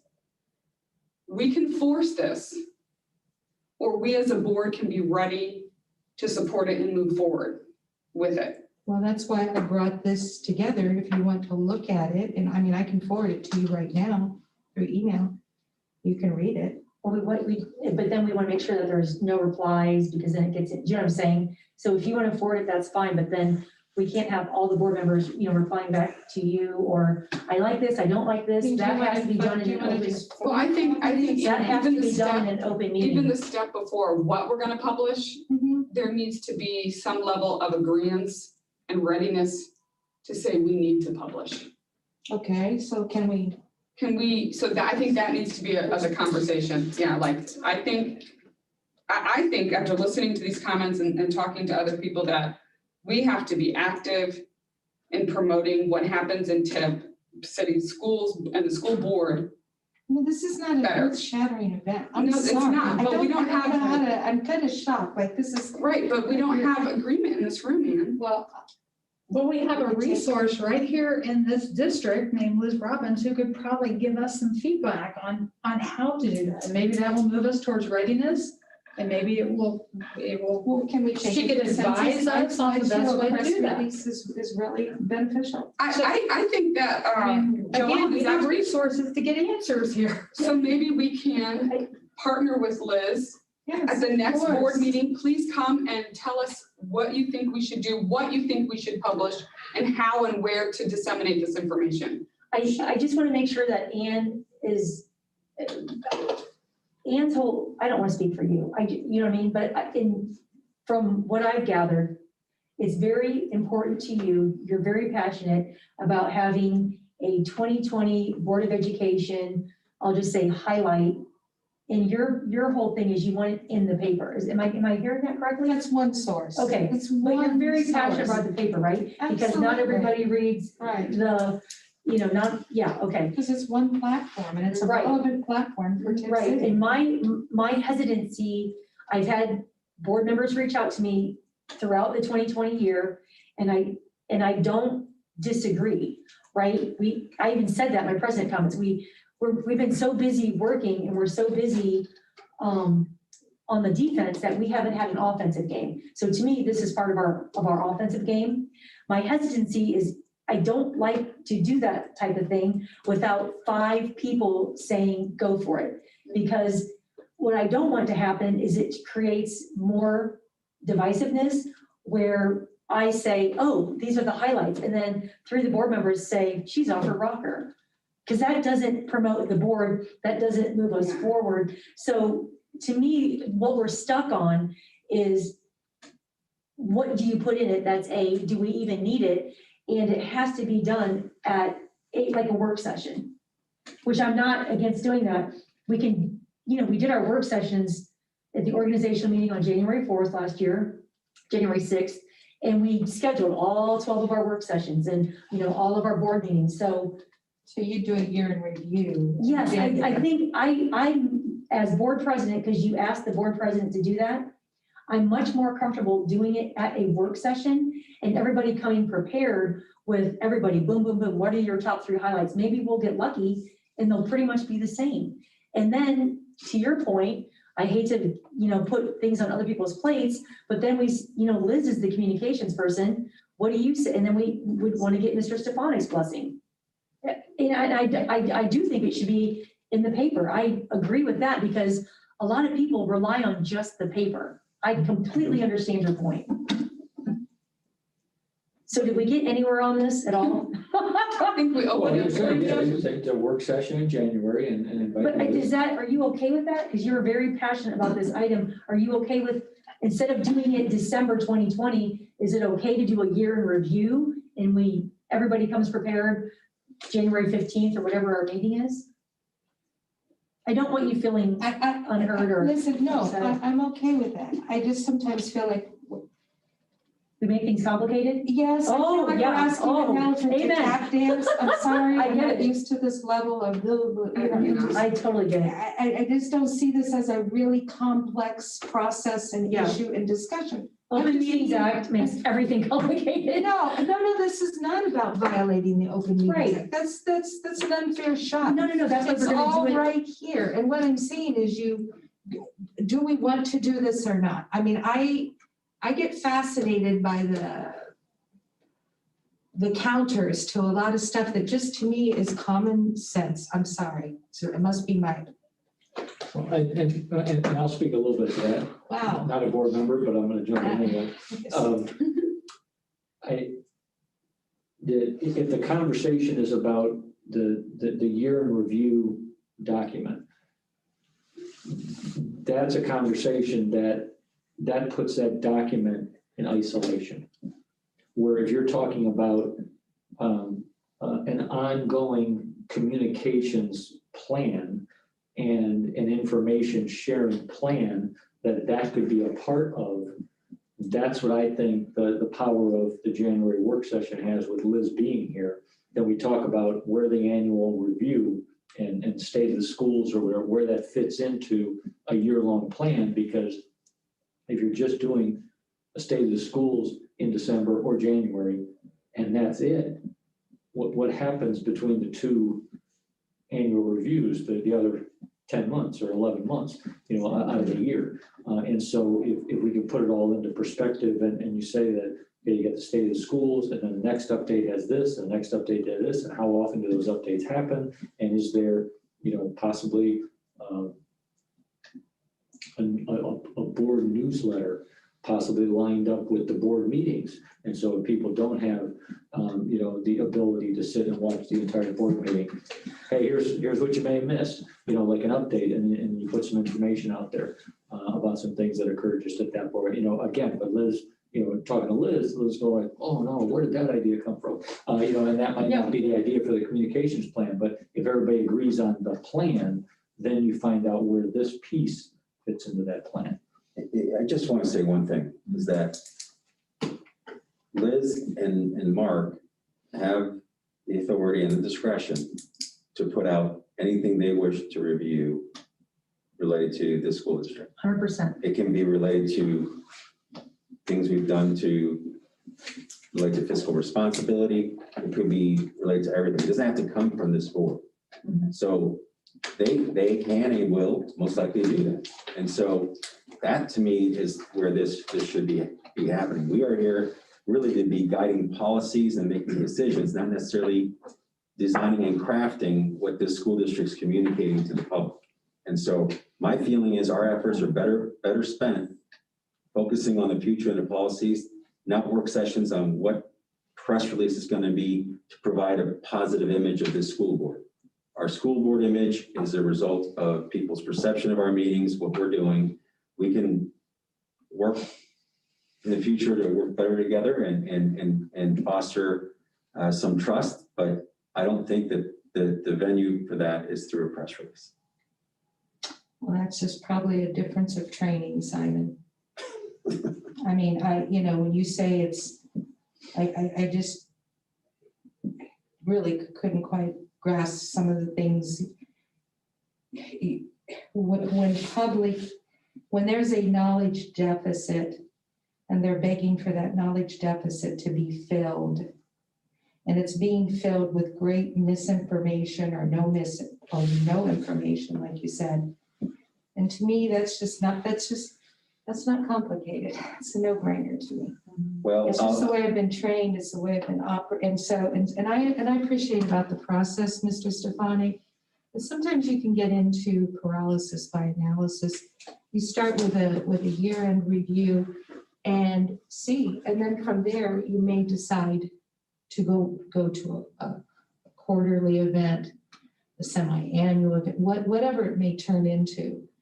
But I'm sorry, I just didn't feel that this was all that complicated. And again, I just operated in a different environment. And your leadership style, just, this is so off. Everybody's got a different leadership style. Some people are very easy to make a choice, a decision, and act on it.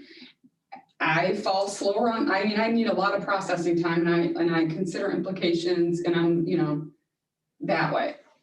We all have 5 different styles, plus our leadership team has their styles. So even though it seems, sometimes the answers seem very immediate and obvious, some people need to absorb that. And I think, and I keep thinking about our bigger picture of the impact we need to have on the community. And that's why I'm seeing this, this hopefulness in your idea that we do need to communicate. We do need to, how are we, every meeting that we have, every vote that we cast is sending a message. absolutely. And how do we leverage that, the work that we're already doing to further support our students and our educational goals and support the Tipp City Schools reputation. Whether I'm a part of the reputation or not, I love this town. I love these students. I want to see it grow and foster deeper connections. So if I need to do something as a board member to help that, to grow that, to foster that, I want to explore it, at least give it time and consider it. And I do think also that communication piece is really big, giving the community the why behind the vote. It's really big in a classroom, and it's really big in a relationship. So last year, one thing we talked about was having this, and we got busy, but I know myself and Ann did a lot of research on other Board of Education pages. And I did a couple of little minor things, very, very minor. Anyway, so this, to me, this would be a great thing for us to, under the organizational piece, we could have, whether it's the president or if somebody wants to be, we'll just call it public relations for lack of a better word right now. And then, at the end of, let's say at the end of this meeting, for the next meeting, that person, whoever signs up for this committee, would have a spot on the agenda. And there'll just be 4 things. And if everybody's majority, if everybody's okay with those 4 things, then whatever that is goes on to our board page. So that we're constantly, because what your community member said was absolutely right. When you're not communicating, you're communicating. And I think that's kind of what's happened this year. And also because we're not in person, people kind of lose that contact. And then that makes them, you know, But even everything before, kind of. and I think that's a fantastic idea, but I think even before that, if we don't have buy-in from all 5 of us, Right. this idea is not gonna work. I would move to table the rest of this discussion to the next work session. I'd like to suggest that we just ask maybe Liz, maybe you can summarize to Liz All this. the aspects of this All of conversation this. and ask for her to give us some feedback, whether she attend a future meeting or maybe you want to ask her to invite to put something in a board update. I do know that there is a communication plan that she has for the whole district. And so how does this board have any voice in, Yeah. I want to say, you know, I don't want to say credit us, but to sort of put information out there that Highlight. suggests Highlight what we. are some of the highlight our things work. that we're doing as a board or working Because on. it's a board function. I mean, Mr. Stefanik, I would specifically like to see what her feedback is on kind of the end, you know, the end of year highlight. And specifically, where do we put that? Like, does it go on a board page, which is outdated? Does it go in the paper? Or can it go on multiple Right, platforms? right. It just doesn't have to be an either Just ask or. Liz, what's the appropriate avenue for that communication? Simple, right? Very So Simon has a Well, motion the on question's simple. sorry? The question's simple. I don't know Oh, if the I answer is, but the understand. I mean, question. we're rhetorical. This is rhetorical at this point, right? So Simon has a motion on the floor to table this until our January work session, which is not decided yet. Does he have a second to table this conversation? No second? I'll second it. Okay. I mean, is it a motion? He made a motion to table this conversation Okay. until the work I'll session. He second was it. looking for a second. Okay. Joellen seconded. If there's any other further discussion, we kind of wrap that up with Mark. He's gonna reach out to Liz and see what the right approach is. So if there's no further discussion, I Well, think, then I gotta add that to the minutes, go or ahead. to the board agenda.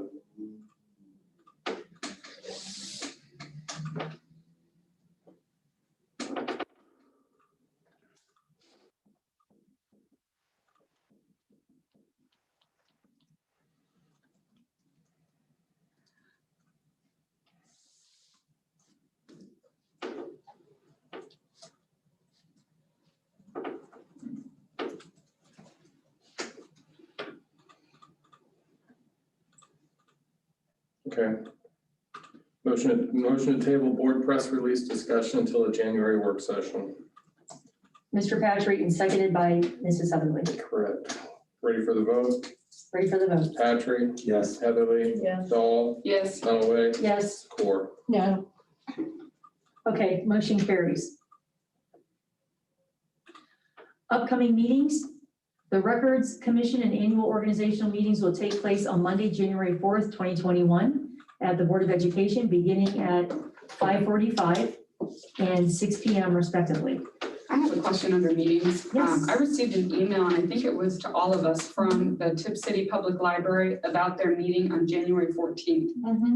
If we are all in attendance, do we need to make that a meeting that I mean, how does that work with the public? Only, Because we're all showing up in our board correct. position. I responded, and I think we both did to Linda, that we can only have 2 board members. And then also, I told her, we can't even zoom in. So if we have 2 members in physically there, then the other 3 can't even zoom in, because then we still are violating Open Meetings Act. So Well, let me ask you is that this. right? No, That Are we, this is their meeting. Mhm. We've just been invited to observe. We're not participating, right? No. I don't She know. said together, the library board Discussion. thinks we can work out the minor details of the 5 aspects of the BOE library trustee policy. I took it as a 2-way dialogue. I did too. Now, the board, this board has the ability to create a meeting and then it's a joint meeting. Mhm. Yeah, You can't do absolutely. that. We can do that. So why don't we do that? That's sensible. Could that be our January work session? Yeah, I don't want to have two meetings in the middle of January, one for them and for us.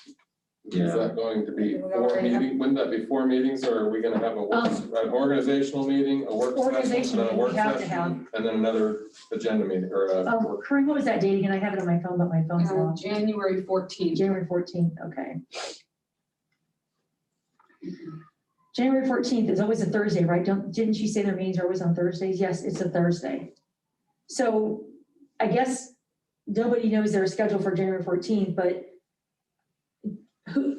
do we anticipate more than 2 board members attending this, which is fine, but if nobody has an interest, then we don't need to make it, you know what I'm saying? Right. If there's only 2 board members interested, we don't need to make it like a full meeting. I guess I was under the impression that this board had asked me to meet with them and draft some language and then bring it to the next work session. I really don't, whatever you guys want to do is fine with me. I don't necessarily have to be the guy to do it, but I'm glad to do it, and I've already kind of started that. So whatever you want to do as a board is obviously okay with me. So, but if we want to continue with what we thought we were going to do, I would just go to the meeting and then discuss kind of what their ideas are, and then kind of outline the skeleton that we had and see where they come in. That can come back and report to us. Who wants to attend that meeting with Simon? If we don't have more than one person, we don't need to make it like a full-blown meeting. Do we need more than one? He's just volunteering. Well, yeah, I just didn't want him to, there's 7 or 8 of I just them. said, does someone else want to go? Right, there's 7 or 8 board trustees, and I didn't want to send Simon in there, just one person. I RSVP because I Oh, you I RSVP? didn't even think about the 5. Well, I didn't, so I'm good. I mean, if you guys are both gonna go, that's perfect. We don't even need to do But anything. whatever gets hashed out there or just decided, I mean, that has to come back to this board. Well, Correct. I don't have to go. I mean, But you're if you RSVP, go. I mean, I'll let you You know. have to go to legal do work, what? right? I thought it was a joint, I'm sorry, I misunderstood the community. Okay, so I right didn't now, understand either, that's why I asked. yeah, so right now we have Simon and Ann. Well, no, Oh, it's that- okay. we probably need to ask the library board what their intention was in that Yeah, I thought it invitation. was to iron out the final details in these policies. That's what I as thought. Board to board. Right, and I will add this, I have attended the last 2 library meetings. Has anybody else attended or watched on video the last 2? No, that's fine. Okay, Just one. so, there's nothing wrong with us watching those meetings. There's nothing, there's no violation of the Public Meetings Act. We could all 5 watch those meetings. It would not make a difference. It's fine. I wasn't gonna say that. Yeah, no, Because I asked that question earlier, but my point is, because I am the board member here that has watched those last 2 meetings, I would like to attend on the 14th because I did attend the last 2 meetings. And they did discuss, this, it was, it was nothing, just basic conversation like we would have. So may I ask something procedural, logistically? If 2 people go and then to the library and then there's questions, issues, then our policy still hasn't been finalized as a Board of Education. So then that's going to come back to the BOE and that's going to be a discussion and Yeah, I see. finalize the I guess they're not. It's back and forth, To and me, too this many is like meetings, that too many elephant meetings. tap Yes. dancing again. Why don't we just go and meet with their board and? One meeting and get it done. I agree. We have important work. I don't mean, understand these. going back to your layers president of comments and your comments complications. last time, we need to work on a strategic vision. We can't be spending 4 more months on this policy 337.5. That's fine. And what we need to do is what Mr. Stefanik suggested, which is a joint meeting. I agree. Yes. I think the joint meeting is the way to go. And whatever board, as long as we have a majority, then we can have a majority. We have a quorum. Yeah, exactly. So everybody put that on their phones for January 14th. 6:30. 6:30 at the library. They said they have plenty of distance. They said social distancing is easily accomplished. Stop dragging this out. Okay, 6:30 on the 14th. Why won't my phone update? Gotcha. Okay. Got it. So Dave Stevens, sorry, you'll be the person that has to, I'll write it down on the notes when we do our meetings to not forget that, to add it to our list of, when we do our organizational meeting. We're gonna have to move and add that. We have to have a motion that's seconded to add that to our list of meetings. Yes, on January 4th. Yeah, I'm putting it on the list. That's number 7 for tonight.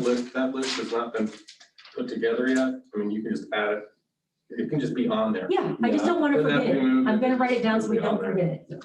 You know how I always keep a list on my phone of things that should be at that from the previous meetings? Okay, January 14th, library, okay. Okay, thank you for bringing that up, Corinne. So I'll try to do upcoming meetings one more time, but thank you for bringing that up. Sorry. No, you're good. The Records Commission and annual organizational meetings will take place on Monday, January 4th, 2021 at the Board of Education, beginning at 5:45 and 6 p.m. respectively. Here is the fun part, motion to Wait a adjourn. second. Oh, Could oh, you just yes, gone a ma'am. little too fast for me. Sorry. January 4th, what time, please? January 4th at 5:45. 5:45. Yes, ma'am, Board of Board of- Education. Mhm. And this is the organizational? The Records Commission is this thing that Dave does. It happens at 5:45. Okay. It is not an official Don't have to meeting. attend. It's board just- none of the board members have to attend. The only one required is the board president, Okay. the superintendent, Pro tem, and the which is me. treasurer. Yeah. Okay. And then the actual organizational meeting is at 6 o'clock, which you know we're always 6 o'clock. On January 4th. Correct. And you do not have to come for the 15-minute Records Commission. As long as the president is there, treasurer, we're covered. Okay. Anything else on upcoming meetings? I don't have to read that again, do I? I think we're clear. I'll try to, number 3. No. Okay, here's the fun part of the evening. Motion to adjourn. I motion. Second? I'll second. Okay, motion by Mrs. Dell, seconded by Mrs. Heatherly. Dave, we're ready for a roll. Dahl, Yes. Heatherly, Yes. Dunaway. Yes. Patrick. Yes. The core. Yes. Oh, do not get in my way. Oh, I'm first. Stay put. I'll run you down. Mr. Stevens, were you needing us to stay